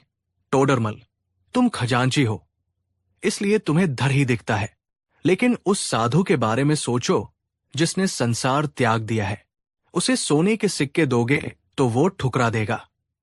उसे धन पसंद नहीं है, और जब इंसान बीमार होता है तो उसे दौलत नहीं, सेहत चाहिए होती है। ये जवाब ही सही नहीं है। अब मुल्ला दो प्याजा की बारी थी। उन्हें लगा कि ये बीरबल को पछाड़ने का सही मौका है। वे बोले, हुजूर, वो चीज भोजन है। भूखा हो या राजा, स्वादिष्ट भोजन सबको पसंद है। अकबर ने उबासी लेते हुए कहा, मुल्ला जी, जब पेट भरा हो तो दुनिया का सबसे लजीज खाना भी जहर लगता है। भोजन भी हर समय पसंद नहीं किया जा सकता। एक एक करके दरबारियों ने कई जवाब दिए, नींद, प्रेम, इज्जत, शक्ति। लेकिन अकबर ने हर जवाब को किसी न किसी तर्क से काट दिया। अकबर की नजरें अब बीरबल की ओर घूमी, जो अपनी सीट पर शांति से बैठे मुस्कुरा रहे थे। बीरबल, तुम चुप क्यों हो? क्या तुम्हारे पास इस सवाल का जवाब नहीं है? बीरबल अपनी जगह से उठे। उनकी आंखों में वही चिरपरिचित चमक थी। जहांपनाह, सवाल बहुत गहरा है। इसका जवाब लफ्जों में देना आसान नहीं है। अगर मैं अभी कुछ कहूंगा तो शायद आप या दरबारी मेरी बात से सहमत न हो। इस सवाल का जवाब साबित करना पड़ेगा। अकबर ने भौहें चढ़ाई। साबित? कैसे? बीरबल ने कहा, हुजूर, मुझे एक हफ्ते का वक्त दीजिए। मैं पूरे आगरा शहर में घूमकर हर तरह के इंसान पर शोध करके आपको वो जवाब ला कर दूंगा, और मैं उसे दरबार में साबित करके दिखाऊंगा। अकबर को बीरबल के तरीकों पर भरोसा था। उन्होंने कहा, ठीक है बीरबल, तुम्हें एक हफ्ता दिया जाता है, लेकिन याद रहे, अगर जवाब संतोषजनक नहीं हुआ तो तुम्हें सजा मिलेगी। बीरबल ने झुककर स्वीकार किया और दरबार से चले गए। अगले दिन बीरबल ने अपना वेश बदला। उन्होंने एक साधारण यात्री का कपड़ा पहना और आगरा की तंग गलियों में निकल पड़े। उनका मकसद ये जानना था कि इंसान के मन की सबसे गहरी भूख क्या है। चलते चलते बीरबल एक पुराने मोहल्ले में पहुंचे। वहां उन्हें एक घर से जोर जोर से चिल्लाने की आवाज आई। एक बूढ़ी औरत अपने बहुओं और पड़ोसियों को गालियां दे रही थी। उसका स्वभाव इतना चिड़चिड़ा था कि मोहल्ले के कुत्ते भी उसके घर के सामने से गुजरने से डरते थे। लोग उसे जहर की पुड़िया कहते थे। बीरबल ने सोचा, अगर मैं इस औरत को खुश कर सका तो मुझे मेरे सवाल का जवाब मिल जाएगा। बीरबल उस बुढ़िया के घर के पास गए और चबूतरे पर बैठ गए। बुढ़िया ने उन्हें देखा और चिल्लाई, ए मुसाफिर, यहां क्यों बैठा है? भाग यहां से, ये कोई धर्मशाला नहीं है। बीरबल ने बहुत ही विनम्रता और आश्चर्य के भाव से बुढ़िया की ओर देखा और हाथ जोड़कर बोले, माई, माफ करना, मैं परदेसी हूं। पर सच कहूं तो मैंने आपके चेहरे पर जो तेज देखा, उसने मुझे रुकने पर मजबूर कर दिया। बुढ़िया की गालियां रुक गई। उसने शक की नजरों से देखा, क्या बकवास कर रहा है? बीरबल ने और मीठी आवाज में कहा, नहीं माई, मैं चेहरा पढ़ना जानता हूं। आपकी आंखों में जो सख्ती है वो बताती है कि आपने जीवन में बहुत संघर्ष किया है। आपने अकेले दम पर इस घर को संभाला है। आजकल की बहुएं और बच्चे बड़ों का सम्मान करना भूल गए हैं। लेकिन आपके चेहरे का नूर बताता है कि आप एक बहुत ही समझदार और अनुभवी महिला है। ऐसी रूहानी ताकत मैंने कम ही देखी है। बुढ़िया, जिसे आज तक सिर्फ ताने और नफरत मिली थी, एकदम पिघल गई। उसके चेहरे की कठोरता गायब हो गई। उसने अपना पल्लू ठीक किया और बोली, बेटा, तुम तो बहुत ज्ञानी लगते हो। सही कहते हो, मैंने इस घर के लिए अपनी जवानी खपा दी, पर कोई कद्र नहीं करता। तुम प्यासे होगे, रुको मैं छाछ लाती हूं। बीरबल ने मन ही मन मुस्कुराते हुए सोचा, पहला सबूत मिल गया। 2 दिन बाद बीरबल शहर के अखाड़े के पास से गुजरे। वहां एक विशाल शरीर वाला पहलवान शेरा दंड बैठक लगा रहा था। शेरा बहुत घमंडी था। वो किसी से सीधे मुंह बात नहीं करता था और खुद को आगरा का सबसे ताकतवर इंसान मानता था। बीरबल, जो एक दुबले पतले मुनीम के वेश में थे, अखाड़े के पास जाकर खड़े हो गए और शेरा को घूरने लगे। शेरा ने उन्हें घूरते देखा और गुर्राया, ए सूखे पापड़, क्या देख रहा है? हड्डियां तुड़वानी है क्या? बीरबल ने डरने का नाटक करते हुए कहा, नहीं नहीं पहलवान जी, मैं तो बस कुदरत का करिश्मा देख रहा था। मैंने सुना था कि भीम जैसे योद्धा सिर्फ कहानियों में होते थे, लेकिन आज साक्षात देख लिया। शेरा का गुस्सा थोड़ा कम हुआ। उसने अपनी मूंछों पर ताव दिया। बीरबल ने बात आगे बढ़ाई, मैंने दिल्ली और लाहौर के कई पहलवान देखे हैं, पर आपकी भुजाओं में जो मछली तड़प रही है वैसी मैंने कहीं नहीं देखी। लगता है आप अगर एक घूंसा दीवार पर मार दें तो किला हिल जाए। क्या आप वही शेरा है जिनके नाम से बड़े बड़े सूरमा कांपते हैं? शेरा का सीना गर्व से 56 इंच का हो गया।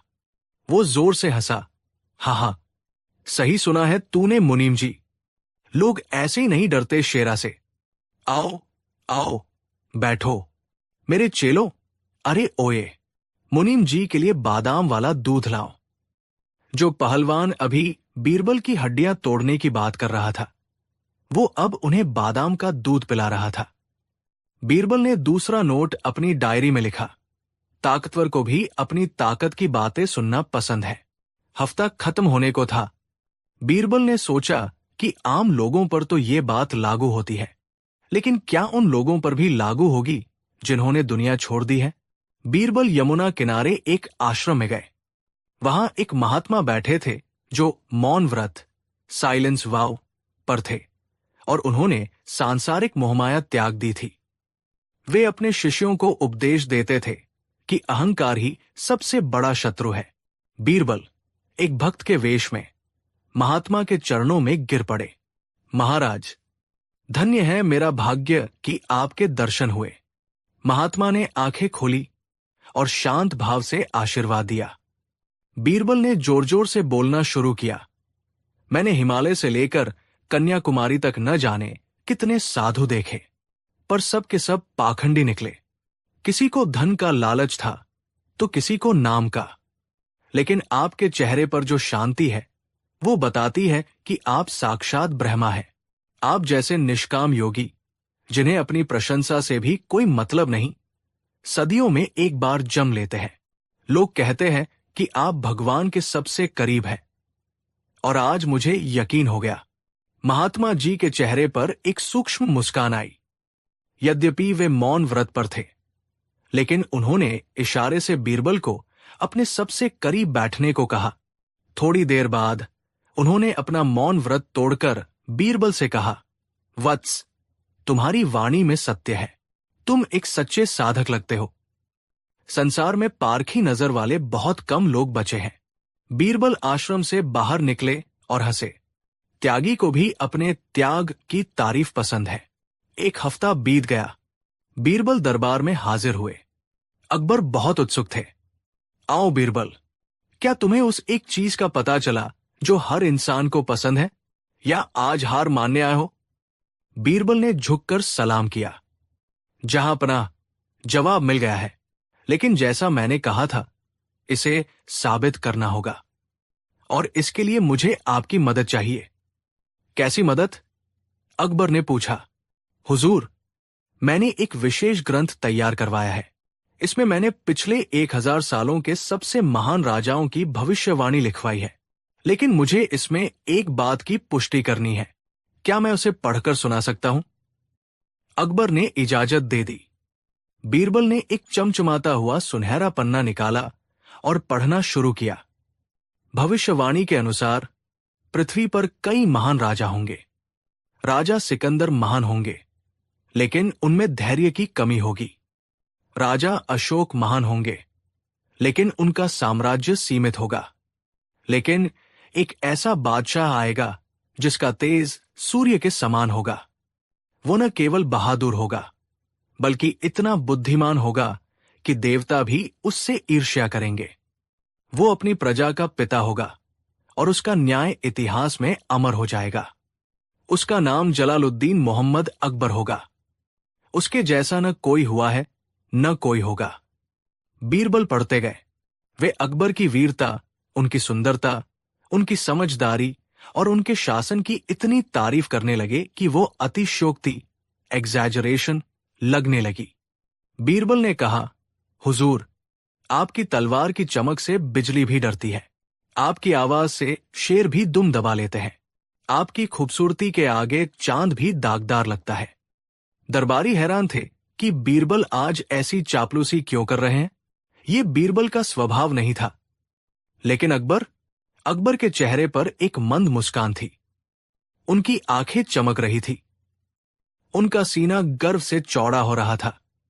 वे मंत्रमुग्ध होकर बीरबल के एक एक शब्द को पी रहे थे। उन्हें लग रहा था कि बीरबल आज तक की सबसे समझदारी वाली बात कर रहे हैं। जब बीरबल रुके तो अकबर ने गदगद होकर कहा, वाह बीरबल, वाह! ये ग्रंथ वाकई नायाब है। इसमें लिखी हर बात 16 आने सच लगती है। तुमने हमारा दिल खुश कर दिया। मांगो, क्या इनाम मांगते हो? तभी बीरबल ने पन्ना मोड़कर अपनी जेब में रख लिया और मुस्कुराते हुए बोले, जहांपनाह, मुझे इनाम नहीं चाहिए। मुझे तो बस मेरे सवाल का जवाब देना था। अकबर चौंक गए। जवाब? कौन सा जवाब? बीरबल ने कहा, हुजूर, आपने पूछा था कि वो कौन सी बात है जो हर इंसान को पसंद है। बीरबल ने दरबार की ओर हाथ घुमाया और फिर बादशाह की ओर देखा। जहांपनाह, वो चीज है, अपनी प्रशंसा, सेल्फ प्रेज या तारीफ। अकबर सन्न रह गए। बीरबल ने समझाना शुरू किया, हुजूर, अभी मैंने जो कुछ भी पढ़ा वो किसी प्राचीन ग्रंथ में नहीं लिखा था। वो सब मैंने खुद लिखा था। उसमें बहुत सी बातें बढ़ा चढ़ाकर कही गई थी।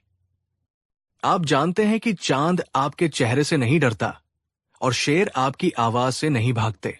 लेकिन फिर भी जब आप वे बातें सुन रहे थे तो आपको कैसा लग रहा था? अकबर एक पल के लिए चुप रहे, फिर जोर से ठहाका मारकर हंसे। बीरबल, तुम सही कहते हो। मुझे बहुत आनंद आ रहा था। मुझे लग रहा था कि तुम पढ़ते जाओ और मैं सुनता जाऊं।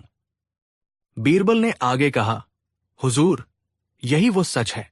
एक छोटा बच्चा भी तब खुश होता है जब उसकी मां उसे राजा बेटा कहती है। एक क्रूर डाकू भी खुश होता है जब लोग उसकी बहादुरी, भले ही वो क्रूरता हो, के किस्से सुनाते हैं। एक सन्यासी भी खुश होता है जब उसकी भक्ति की तारीफ होती है, और स्वयं जहांपनाह भी खुश होते हैं जब उनकी महानता का बखान होता है। मुल्ला दो प्याजा ने बीच में टोका, लेकिन बीरबल, झूठी तारीफ तो चापलूसी है। क्या समझदार इंसान इसे पसंद करेगा? बीरबल ने मुल्ला की ओर देखा और मुस्कुराए। मुल्ला जी, पिछले महीने जब आपने एक शेर पढ़ा था और मैंने कहा था कि आपकी शायरी के आगे गालिब ही फीके हैं, तो आपने मुझे दावत पर बुलाया था। क्या वह सच था? पूरा दरबार हंसी से गूंज उठा। मुल्ला दो प्याजा का चेहरा लाल हो गया। अकबर ने अपने सिंहासन से उठकर बीरबल के कंधे पर हाथ रखा। बीरबल, तुमने आज इंसान की फितरत, नेचर का सबसे गहरा सच हमारे सामने रखा है। हर इंसान के भीतर एक ईगो होता है जो भूखा होता है। उसे भोजन नहीं, प्रशंसा चाहिए होती है।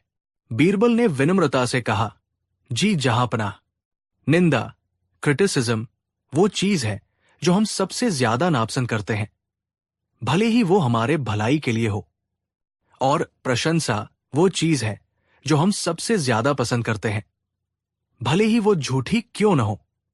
अकबर ने कहा, तो इसका मतलब हमें चापलूसों से सावधान रहना चाहिए? बिल्कुल हुजूर, बीरबल ने उत्तर दिया। जो आपकी झूठी तारीफ करे वो आपका सबसे बड़ा दुश्मन हो सकता है, और जो आपके मुंह पर आपकी गलती बताए वही सच्चा दोस्त है। लेकिन कड़वा सच ये है कि मन को मीठा झूठ ही भाता है। बादशाह अकबर ने अपनी मोतियों की माला उतारकर बीरबल के गले में डाल दी। हमेशा की तरह तुमने न केवल सवाल का जवाब दिया, बल्कि हमारी आंखें भी खोल दी। इंसान को अपनी तारीफ पसंद है, ये उसकी कमजोरी है, लेकिन एक राजा को इस कमजोरी से ऊपर उठना चाहिए। उस दिन के बाद से जब भी कोई दरबारी अकबर की जरूरत से ज्यादा तारीफ करता तो अकबर की नजरें बीरबल से मिलती और दोनों मुस्कुरा देते। उन्हें वो जादुई चीज याद आ जाती जो हर इंसान को पसंद है। उदास स्माइली। कहानी 7। सर्दियों की एक गुनगुनी सुबह थी। आगरा के किले में दीवान-ए-खास अपनी पूरी शान शौकत के साथ सजा हुआ था। बादशाह अकबर का दरबार लगा था। दीवारों पर नक्काशीदार पर्दे लटक रहे थे और हवा में इत्र की महक थी। लेकिन आज दरबार का माहौल थोड़ा अलग था। बादशाह अकबर थोड़े उखड़े हुए मूड में थे। अक्सर दरबार में हंसी मजाक होता था, गंभीर मुद्दों पर चर्चा होती थी। लेकिन आज बादशाह ने आते ही एक भारी थैली मेज पर पटक दी। छन छन की आवाज के साथ जब वो थैली मेज पर गिरी तो पूरे दरबार में सन्नाटा छा गया। वो थैली सोने के सिक्कों से लबालब भरी हुई थी। सबकी आंखें उस थैली पर टिक गई। मंत्रियों के मन में लालच और सवाल दोनों एक साथ उमड़ रहे थे। बादशाह अकबर ने अपनी मूंछों पर हाथ फेरते हुए एक नजर पूरे दरबार पर डाली। उनकी आंखों में एक चुनौती थी। उन्होंने गंभीर आवाज में ऐलान किया कि आज मुझे लंबी चौड़ी बातें नहीं सुननी है। नहीं, मुझे किसी युद्ध की रणनीति पर बात करनी है। आज मैं अपने नवरत्नों और दरबारियों की अक्ल का इम्तिहान लेना चाहता हूं। आप सब खुद को बुद्धिमान कहते हैं। राज्य का खजाना आप लोगों की तनख्वाह पर खर्च होता है। लेकिन आज मैं देखना चाहता हूं कि आप में से कौन है जो समय की कद्र जानता है। दरबारियों ने एक दूसरे को देखा। वजीर आजम ने हिम्मत करके पूछा कि हुजूर, इम्तिहान क्या है? हम अपनी जान देने को तैयार हैं। अकबर ने मुस्कुराते हुए उस थैली की ओर इशारा किया और कहा कि इस थैली में पूरे 500 सोने के सिक्के हैं। एक आम आदमी को इतना धन कमाने में पूरी जिंदगी लग सकती है, लेकिन आज ये थैली उस शख्स की होगी जो मेरा एक काम सिर्फ 1 मिनट के अंदर करके दिखाएगा। पूरे दरबार में खलबली मच गई। 1 मिनट, 60 सेकंड, इतने कम समय में तो इंसान ठीक से सोच भी नहीं पाता। बादशाह न जाने क्या मांग बैठे। किसी को लगा बादशाह कोई पहेली पूछेंगे, किसी को लगा तलवारबाजी का हुनर दिखाना होगा। मुल्ला दो प्याजा, जो हमेशा बीरबल को हराने के मौके तलाशते रहते थे, आगे आए और बोले कि जहां पनाह, हुक्म कीजिए। 1 मिनट तो क्या, हम पलक झपकते ही आपके लिए तारे तोड़ लाएंगे। अकबर ने अपनी कुर्सी से उठते हुए कहा कि मुझे तारे नहीं चाहिए। मेरी चुनौती बहुत सीधी है। क्या तुम में से कोई है जो अभी इसी वक्त सिर्फ 1 मिनट के अंदर पूरी दुनिया का चक्कर लगाकर वापस आ सके? दरबार में ऐसा सन्नाटा छा गया जैसे किसी ने सबकी सांसें छीन ली हो। दुनिया का चक्कर 1 मिनट में? यह तो असंभव था, यह नामुमकिन था। उस जमाने में तो दुनिया का चक्कर लगाने में महीनों बल्कि सालों लग जाते थे। तेज से तेज घोड़ा भी ये नहीं कर सकता था, नहीं कोई जहाज। दरबारी आपस में फुसफुसाने लगे कि बादशाह शायद मजाक कर रहे हैं या फिर आज उनका मिजाज ठीक नहीं है। सेनापति ने डरते हुए कहा कि माफ करे जहांपना, लेकिन ये तो कुदरत के नियमों के खिलाफ है। सूरज की किरण को भी दुनिया घूमने में वक्त लगता है, हम तो फिर भी इंसान हैं। पूरी पृथ्वी की परिक्रमा 1 मिनट में कैसे हो सकती है? आप हमारी जान मांग लीजिए, वो आसान है, लेकिन ये शर्त जीतना किसी के बस की बात नहीं। अकबर का चेहरा सख्त हो गया। उन्होंने कहा कि तो क्या मैं ये मान लूं कि मेरे दरबार में सिर्फ बातें बनाने वाले लोग हैं, काम करने वाला कोई नहीं? ये 500 सोने के सिक्के आज वापस खजाने में चले जाएंगे क्योंकि तुम सब नाकाबिल हो। मुल्ला दो प्याजा भी अपना सिर खुजलाने लगे, गणित लगाने लगे कि अगर हम सबसे तेज घोड़े पर बैठें, नहीं, नामुमकिन है। तभी दरबार के पिछले हिस्से से जूतों की एक शांत आवाज आई। ये बीरबल थे। वे हमेशा की तरह थोड़ी देर से आए थे और उन्हें नहीं पता था कि क्या चल रहा है, लेकिन दरबार का सन्नाटा और मेज पर रखी सोने की थैली देखकर वे माजरा समझ गए कि आज कोई खेल चल रहा है। बीरबल ने झुककर सलाम किया और अपनी जगह पर खड़े हो गए। अकबर ने बीरबल को देखते ही व्यंग्य किया कि आओ बीरबल, तुम तो हमेशा देर से आते हो। वैसे भी आज तुम्हारे आने का कोई फायदा नहीं, क्योंकि आज का इनाम जीतना तुम्हारे बस की भी बात नहीं है।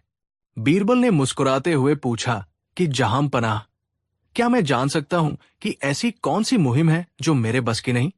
अकबर ने शर्त दोहराई कि मेज पर 500 सोने के सिक्के हैं। शर्त यह है कि जो भी व्यक्ति 1 मिनट के अंदर पूरी दुनिया का चक्कर लगाकर आएगा, ये धन उसका होगा। लेकिन अगर चुनौती स्वीकार करने के बाद वो असफल हुआ तो उसे कोड़े भी पड़ सकते हैं। बीरबल ने एक पल के लिए सोचा। उनकी आंखों में एक चमक आ गई। उन्होंने बादशाह से कहा कि जहां पनाह, शर्त मंजूर है, लेकिन मेरी भी एक शर्त है। अकबर ने पूछा, क्या? बीरबल बोले कि समय का हिसाब पक्का होना चाहिए। 1 मिनट यानी ठीक 60 सेकंड, न एक पल कम, न एक पल ज्यादा। क्या आप समय देखने के लिए तैयार हैं? बादशाह ने रेत की घड़ी, आरग्लास, मंगवाई। ये वो घड़ी थी जिसमें ऊपर के हिस्से से रेत नीचे गिरती थी, और जब पूरी रेत गिर जाती तो 1 मिनट पूरा हो जाता। अकबर ने कहा कि बीरबल, तैयार हो जाओ। जैसे ही मैं इशारा करूंगा, ये घड़ी पलट दी जाएगी और तुम्हारा वक्त शुरू हो जाएगा। अगर आखिरी कण गिरने से पहले तुम दुनिया घूमकर नहीं आए तो अपनी हार मान लेना। दरबारियों के चेहरे पर व्यंग्य भरी मुस्कान थी। मुल्ला दो प्याजा मन ही मन खुश हो रहे थे कि आज तो बीरबल का फंसना तय है। दुनिया का चक्कर लगाने के लिए तो कोई जिन नहीं चाहिए होगा। बीरबल पागल हो गया है जो इसने हां कर दी। अकबर ने इशारा किया। रेत की घड़ी पलट दी गई। समय शुरू हो चुका था। रेत के कण तेजी से नीचे गिरने लगे। टिक टिक। समय भाग रहा था। दरबारी उम्मीद कर रहे थे कि बीरबल दौड़ लगा देंगे, शायद दरबार से बाहर भागेंगे या कोई जादुई मंत्र पढ़ेंगे। लेकिन बीरबल अपनी जगह से हिले तक नहीं। वे बड़े इत्मीनान से खड़े रहे। 10 सेकंड बीत गए। बीरबल ने अपनी पगड़ी ठीक की। 20 सेकंड बीत गए। बीरबल ने मुस्कुराकर बादशाह को देखा। 30 सेकंड बीत गए। अब दरबारियों को घबराहट होने लगी। अरे, ये आदमी कर क्या रहा है? आधा समय निकल गया और ये खड़ा है। मुल्ला दो प्याजा चिल्लाए कि देखा जहांपना, इसने हार मान ली है। ये अपनी जगह से हिला भी नहीं। लेकिन 40वें सेकंड पर बीरबल ने कदम बढ़ाया। वो न तो दरबार के बाहर गए, न ही किसी घोड़े की तरफ लपके।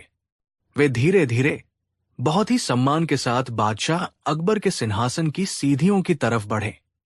दरबार में सन्नाटा इतना गहरा था कि बीरबल के कदमों की आहट सुनी जा सकती थी। बीरबल सिंहासन के करीब पहुंचे। उन्होंने बादशाह अकबर के सामने सिर झुकाया और फिर उन्होंने बादशाह अकबर के सिंहासन के चारों ओर घूमना शुरू कर दिया। उन्होंने बादशाह की परिक्रमा करनी शुरू की। रेत के आखिरी कण गिर रहे थे। 50 सेकंड, 55 सेकंड। बीरबल का एक चक्कर पूरा हुआ और ठीक उसी वक्त जब रेत का आखिरी दाना नीचे गिरा, बीरबल ने बादशाह के सामने रुककर सलाम ठोंका और बोले, जहां पनाह, मेरा सफर पूरा हुआ। मैंने पूरी दुनिया का चक्कर लगा लिया है। पूरा दरबार हक्का बक्का रह गया। अकबर गुस्से और हैरानी के मिले जुले भाव से बोले कि बीरबल, ये क्या मजाक है? मैंने कहा था दुनिया का चक्कर लगाने को, और तुम मेरे सिंहासन के चक्कर लगाकर कह रहे हो कि काम हो गया। क्या तुम मुझे बेवकूफ समझते हो? ये चीटिंग है। बीरबल ने बड़े ही विनम्र भाव से लेकिन दृढ़ता के साथ उत्तर दिया कि गुस्ताखी माफ हो जहांपना, लेकिन मैंने वही किया जो शास्त्रों में लिखा है और जो एक सच्चा सेवक मानता है। अकबर ने पूछा कि पहेलियां मत बुझाओ, साफ साफ बताओ। बीरबल ने कहा कि हुजूर, एक छोटे बच्चे के लिए उसकी दुनिया उसके माता पिता होते हैं। वो उनकी गोदी में खेलकर मान लेता है कि उसने दुनिया देख ली।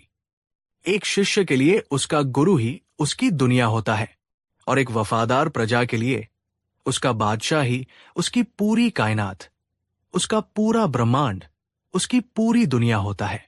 मेरे लिए आप ही मां बाप है, आप ही गुरु है, और आप ही इस सल्तनत के मालिक हैं। मेरी दुनिया तो आपके चरणों से शुरू होती है और आप पर ही खत्म होती है। जब मैंने आपकी परिक्रमा कर ली तो मुझे पहाड़ों, नदियों और समुद्रों को लांघने की क्या जरूरत?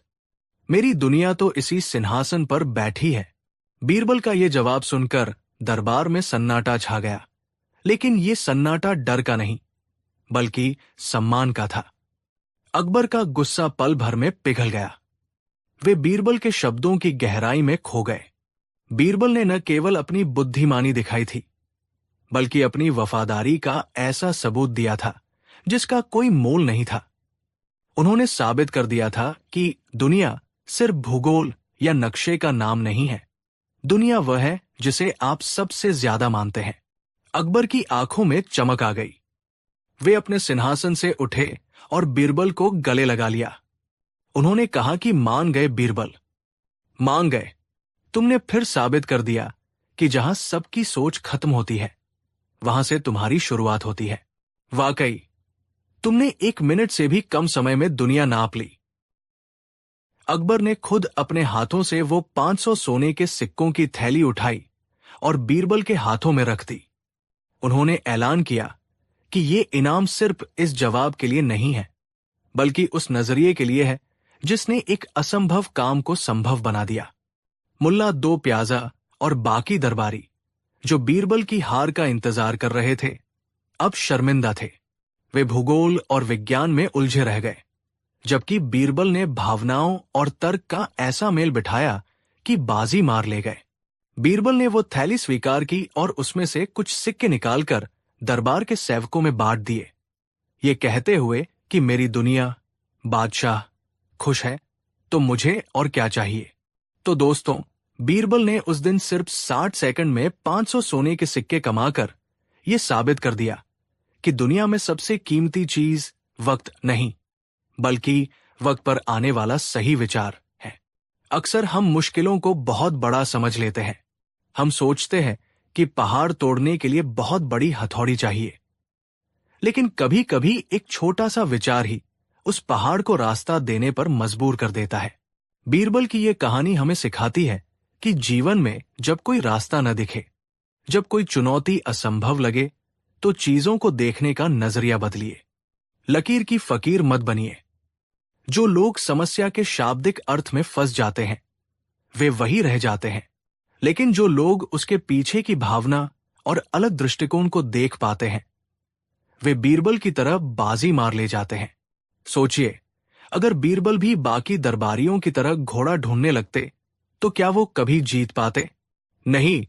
उन्होंने खेल के नियमों को अपने हिसाब से बदला नहीं, बल्कि नियमों की एक नई व्याख्या दी जिसे कोई काट नहीं सका। अगली बार जब आपके सामने कोई ऐसी मुसीबत आए जिसका हल दूर दूर तक न दिखे, तो घड़ी की सुई देखने के बजाय अपने दिमाग के घोड़े दौड़ाइएगा। क्या पता आपकी 500 सोने के सिक्कों वाली जीत बस एक सही विचार की दूरी पर हो। कहानी 8। सुबह का समय था और दीवान आम खचाखच भरा हुआ था, लेकिन आज हवा में कुछ अलग ही तनाव महसूस हो रहा था। बादशाह अकबर के आने से पहले उनके एक खास वजीर, जिसका नाम मुल्ला दो प्याजा था, जो हमेशा बीरबल को नीचा दिखाने की कोशिश करते थे, उन्होंने अपने साथियों के साथ मिलकर बीरबल को घेर रखा था। मुल्ला दो प्याजा ने व्यंग्य करते हुए कहा कि बीरबल, तुम खुद को बहुत अक्लमंद समझते हो ना? बादशाह तुम्हारी हर बात मानते हैं क्योंकि तुम उन्हें अपनी बातों में फंसा लेते हो, लेकिन हकीकत तो यह है कि तुम सिर्फ किस्मत के धनी हो, अक्ल के नहीं। बीरबल मुस्कुराए और बहुत ही शांत स्वर में बोले कि मुल्ला जी, किस्मत भी उन्हीं का साथ देती है जिनकी अक्ल सही वक्त पर काम करती है। यह सुनकर मुल्ला का चेहरा गुस्से से लाल हो गया। उसने तैश में आकर सबके सामने ऐलान कर दिया कि अगर तुम्हें अपनी अक्ल पर इतना ही घमंड है तो आज एक शर्त हो जाए। अगर तुम आज सूरज ढलने से पहले जहांपनाह अकबर को 3 बार मूर्ख बना सके, तो हम मान लेंगे कि तुम वाकई बीरबल हो। और अगर तुम हार गए तो तुम्हें हमेशा के लिए यह दरबार छोड़कर जाना होगा। पूरा दरबार सन्न रह गया। यह शर्त बहुत खतरनाक थी। बादशाह को मूर्ख बनाना शेर के मुंह में हाथ डालने जैसा था। अगर बादशाह को पता चला कि उन्हें जानबूझकर बेवकूफ बनाया जा रहा है, तो सजाए मौत भी हो सकती थी।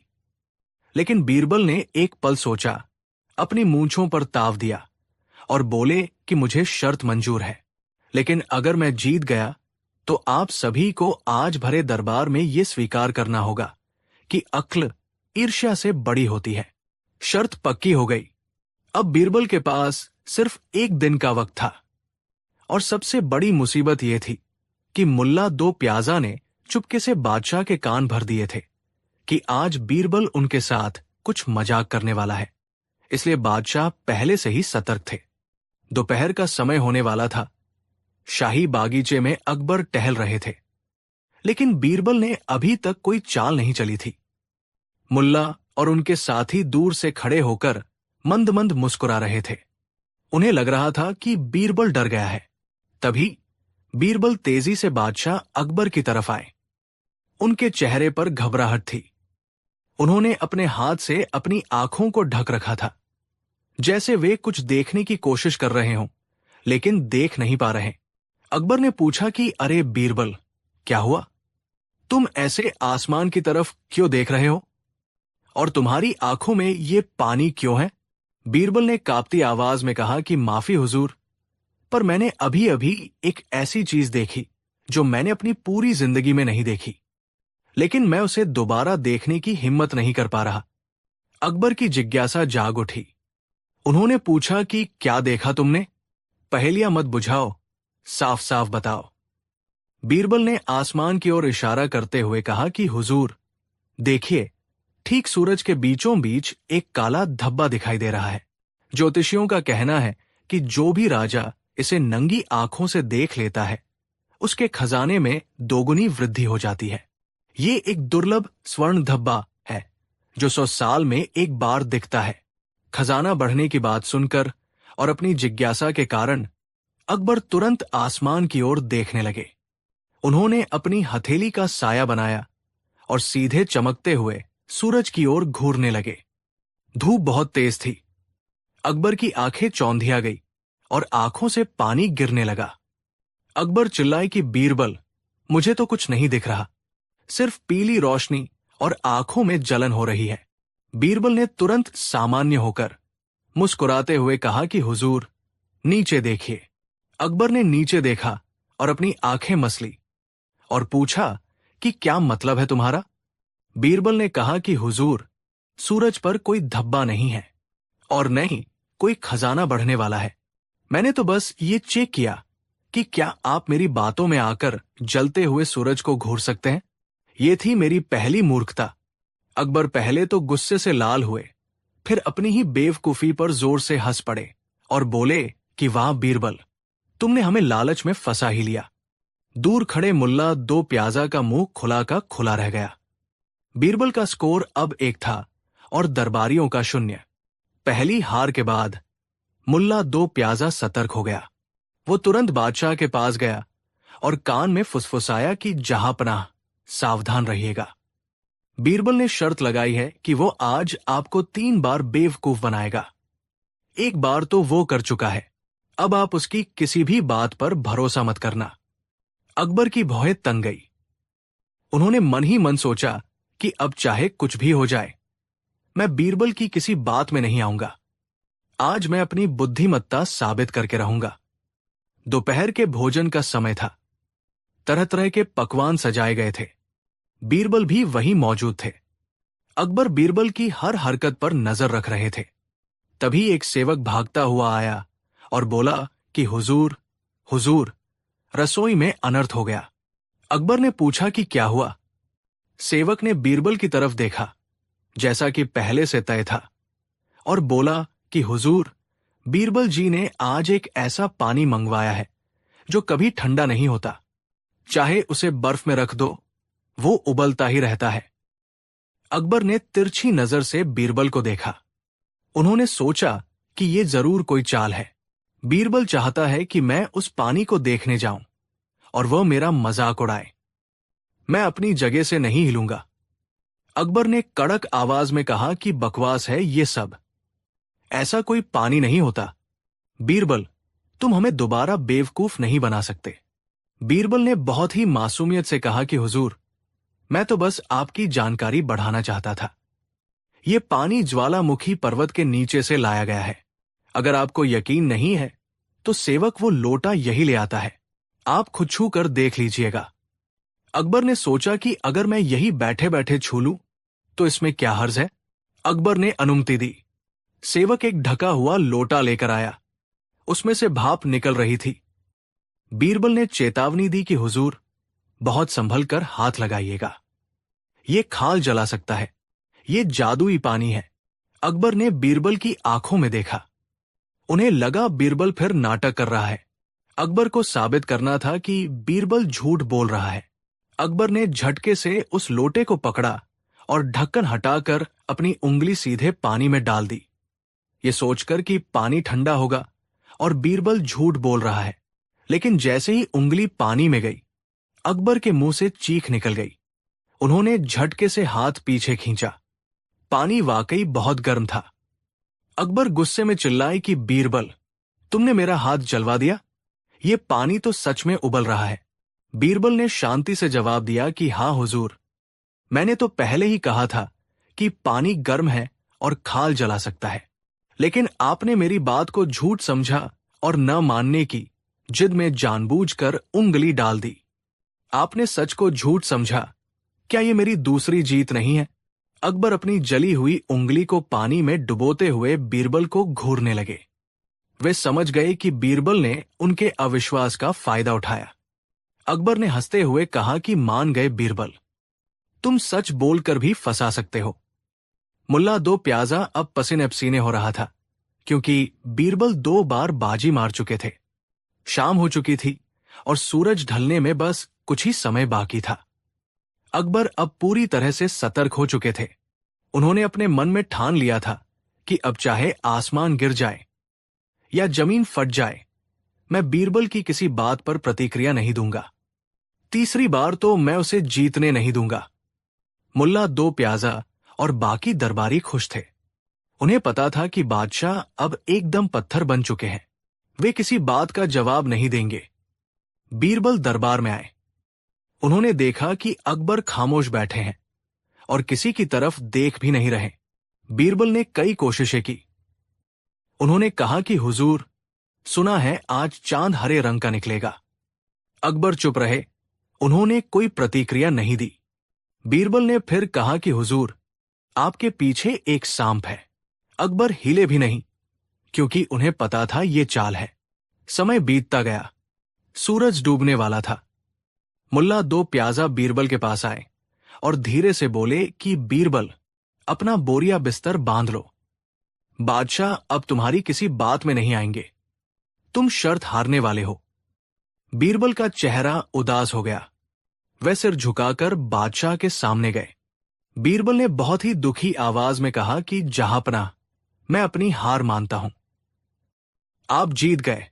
आपकी बुद्धिमत्ता के आगे मेरी चालाकी फेल हो गई। मैंने 2 बार कोशिश की, लेकिन तीसरी बार आपको मूर्ख बनाना नामुमकिन है। आप वाकई दुनिया के सबसे समझदार बादशाह हैं। यह सुनकर अकबर का सीना गर्व से चौड़ा हो गया। उन्हें बहुत खुशी हुई कि उन्होंने बीरबल को हरा दिया।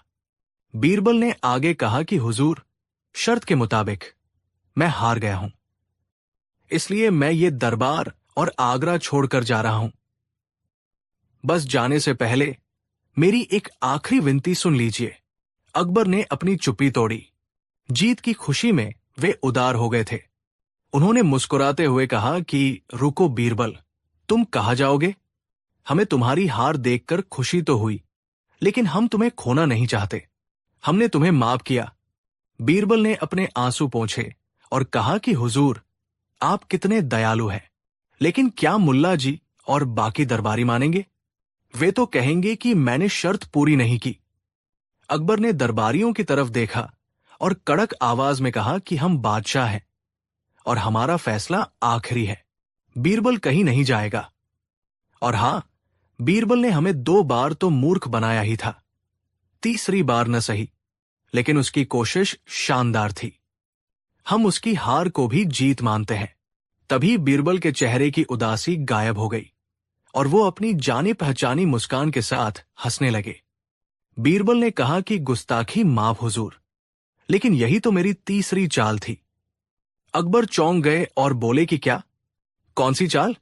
बीरबल ने कहा कि हुजूर, ध्यान दीजिए, मैंने अभी अभी आपसे अपनी हार मनवाई, जो कि सच नहीं थी। मैंने आपको विश्वास दिलाया कि मैं हार चुका हूं, जबकि खेल अभी बाकी था। और सबसे बड़ी बात यह है कि मैंने आपकी दयालुता का फायदा उठाकर बिना कोई असली गलती किए आपसे खुद को माफ भी करवा लिया। एक ऐसे गुनाह की माफी जो मैंने किया ही नहीं था, यानी कि शर्त हारना। क्या यह आपको बातों में उलझाना नहीं हुआ? अकबर सन्न रह गए। उन्होंने पूरे घटनाक्रम को दिमाग में दौड़ाया। बीरबल ने हारने का नाटक किया। अकबर को उस नाटक पर विश्वास हुआ और वे मूर्ख बने, और फिर अकबर ने उसे माफ भी कर दिया, ये सोचकर कि वो जीत गए हैं। पूरा दरबार सन्नाटे में था। मुल्ला दो प्याजा का चेहरा देखने लायक था, जैसे किसी ने उसे तमाचा मारा हो। अकबर कुछ पल चुप रहे और फिर जोर जोर से हंसने लगे और बोले कि कमाल कर दिया बीरबल, तुमने हमारी ही दयालुता और हमारे ही अहंकार का इस्तेमाल हमारे खिलाफ किया। मान गए। तो दोस्तों, देखा आपने, बीरबल ने कैसे साबित किया कि बुद्धिमानी सिर्फ किताबों में नहीं, बल्कि समय और परिस्थिति को समझने में होती है। पहली बार उसने लालच का इस्तेमाल किया, दूसरी बार उसने अविश्वास का इस्तेमाल किया, और तीसरी बार उसने अहंकार और दया का इस्तेमाल किया।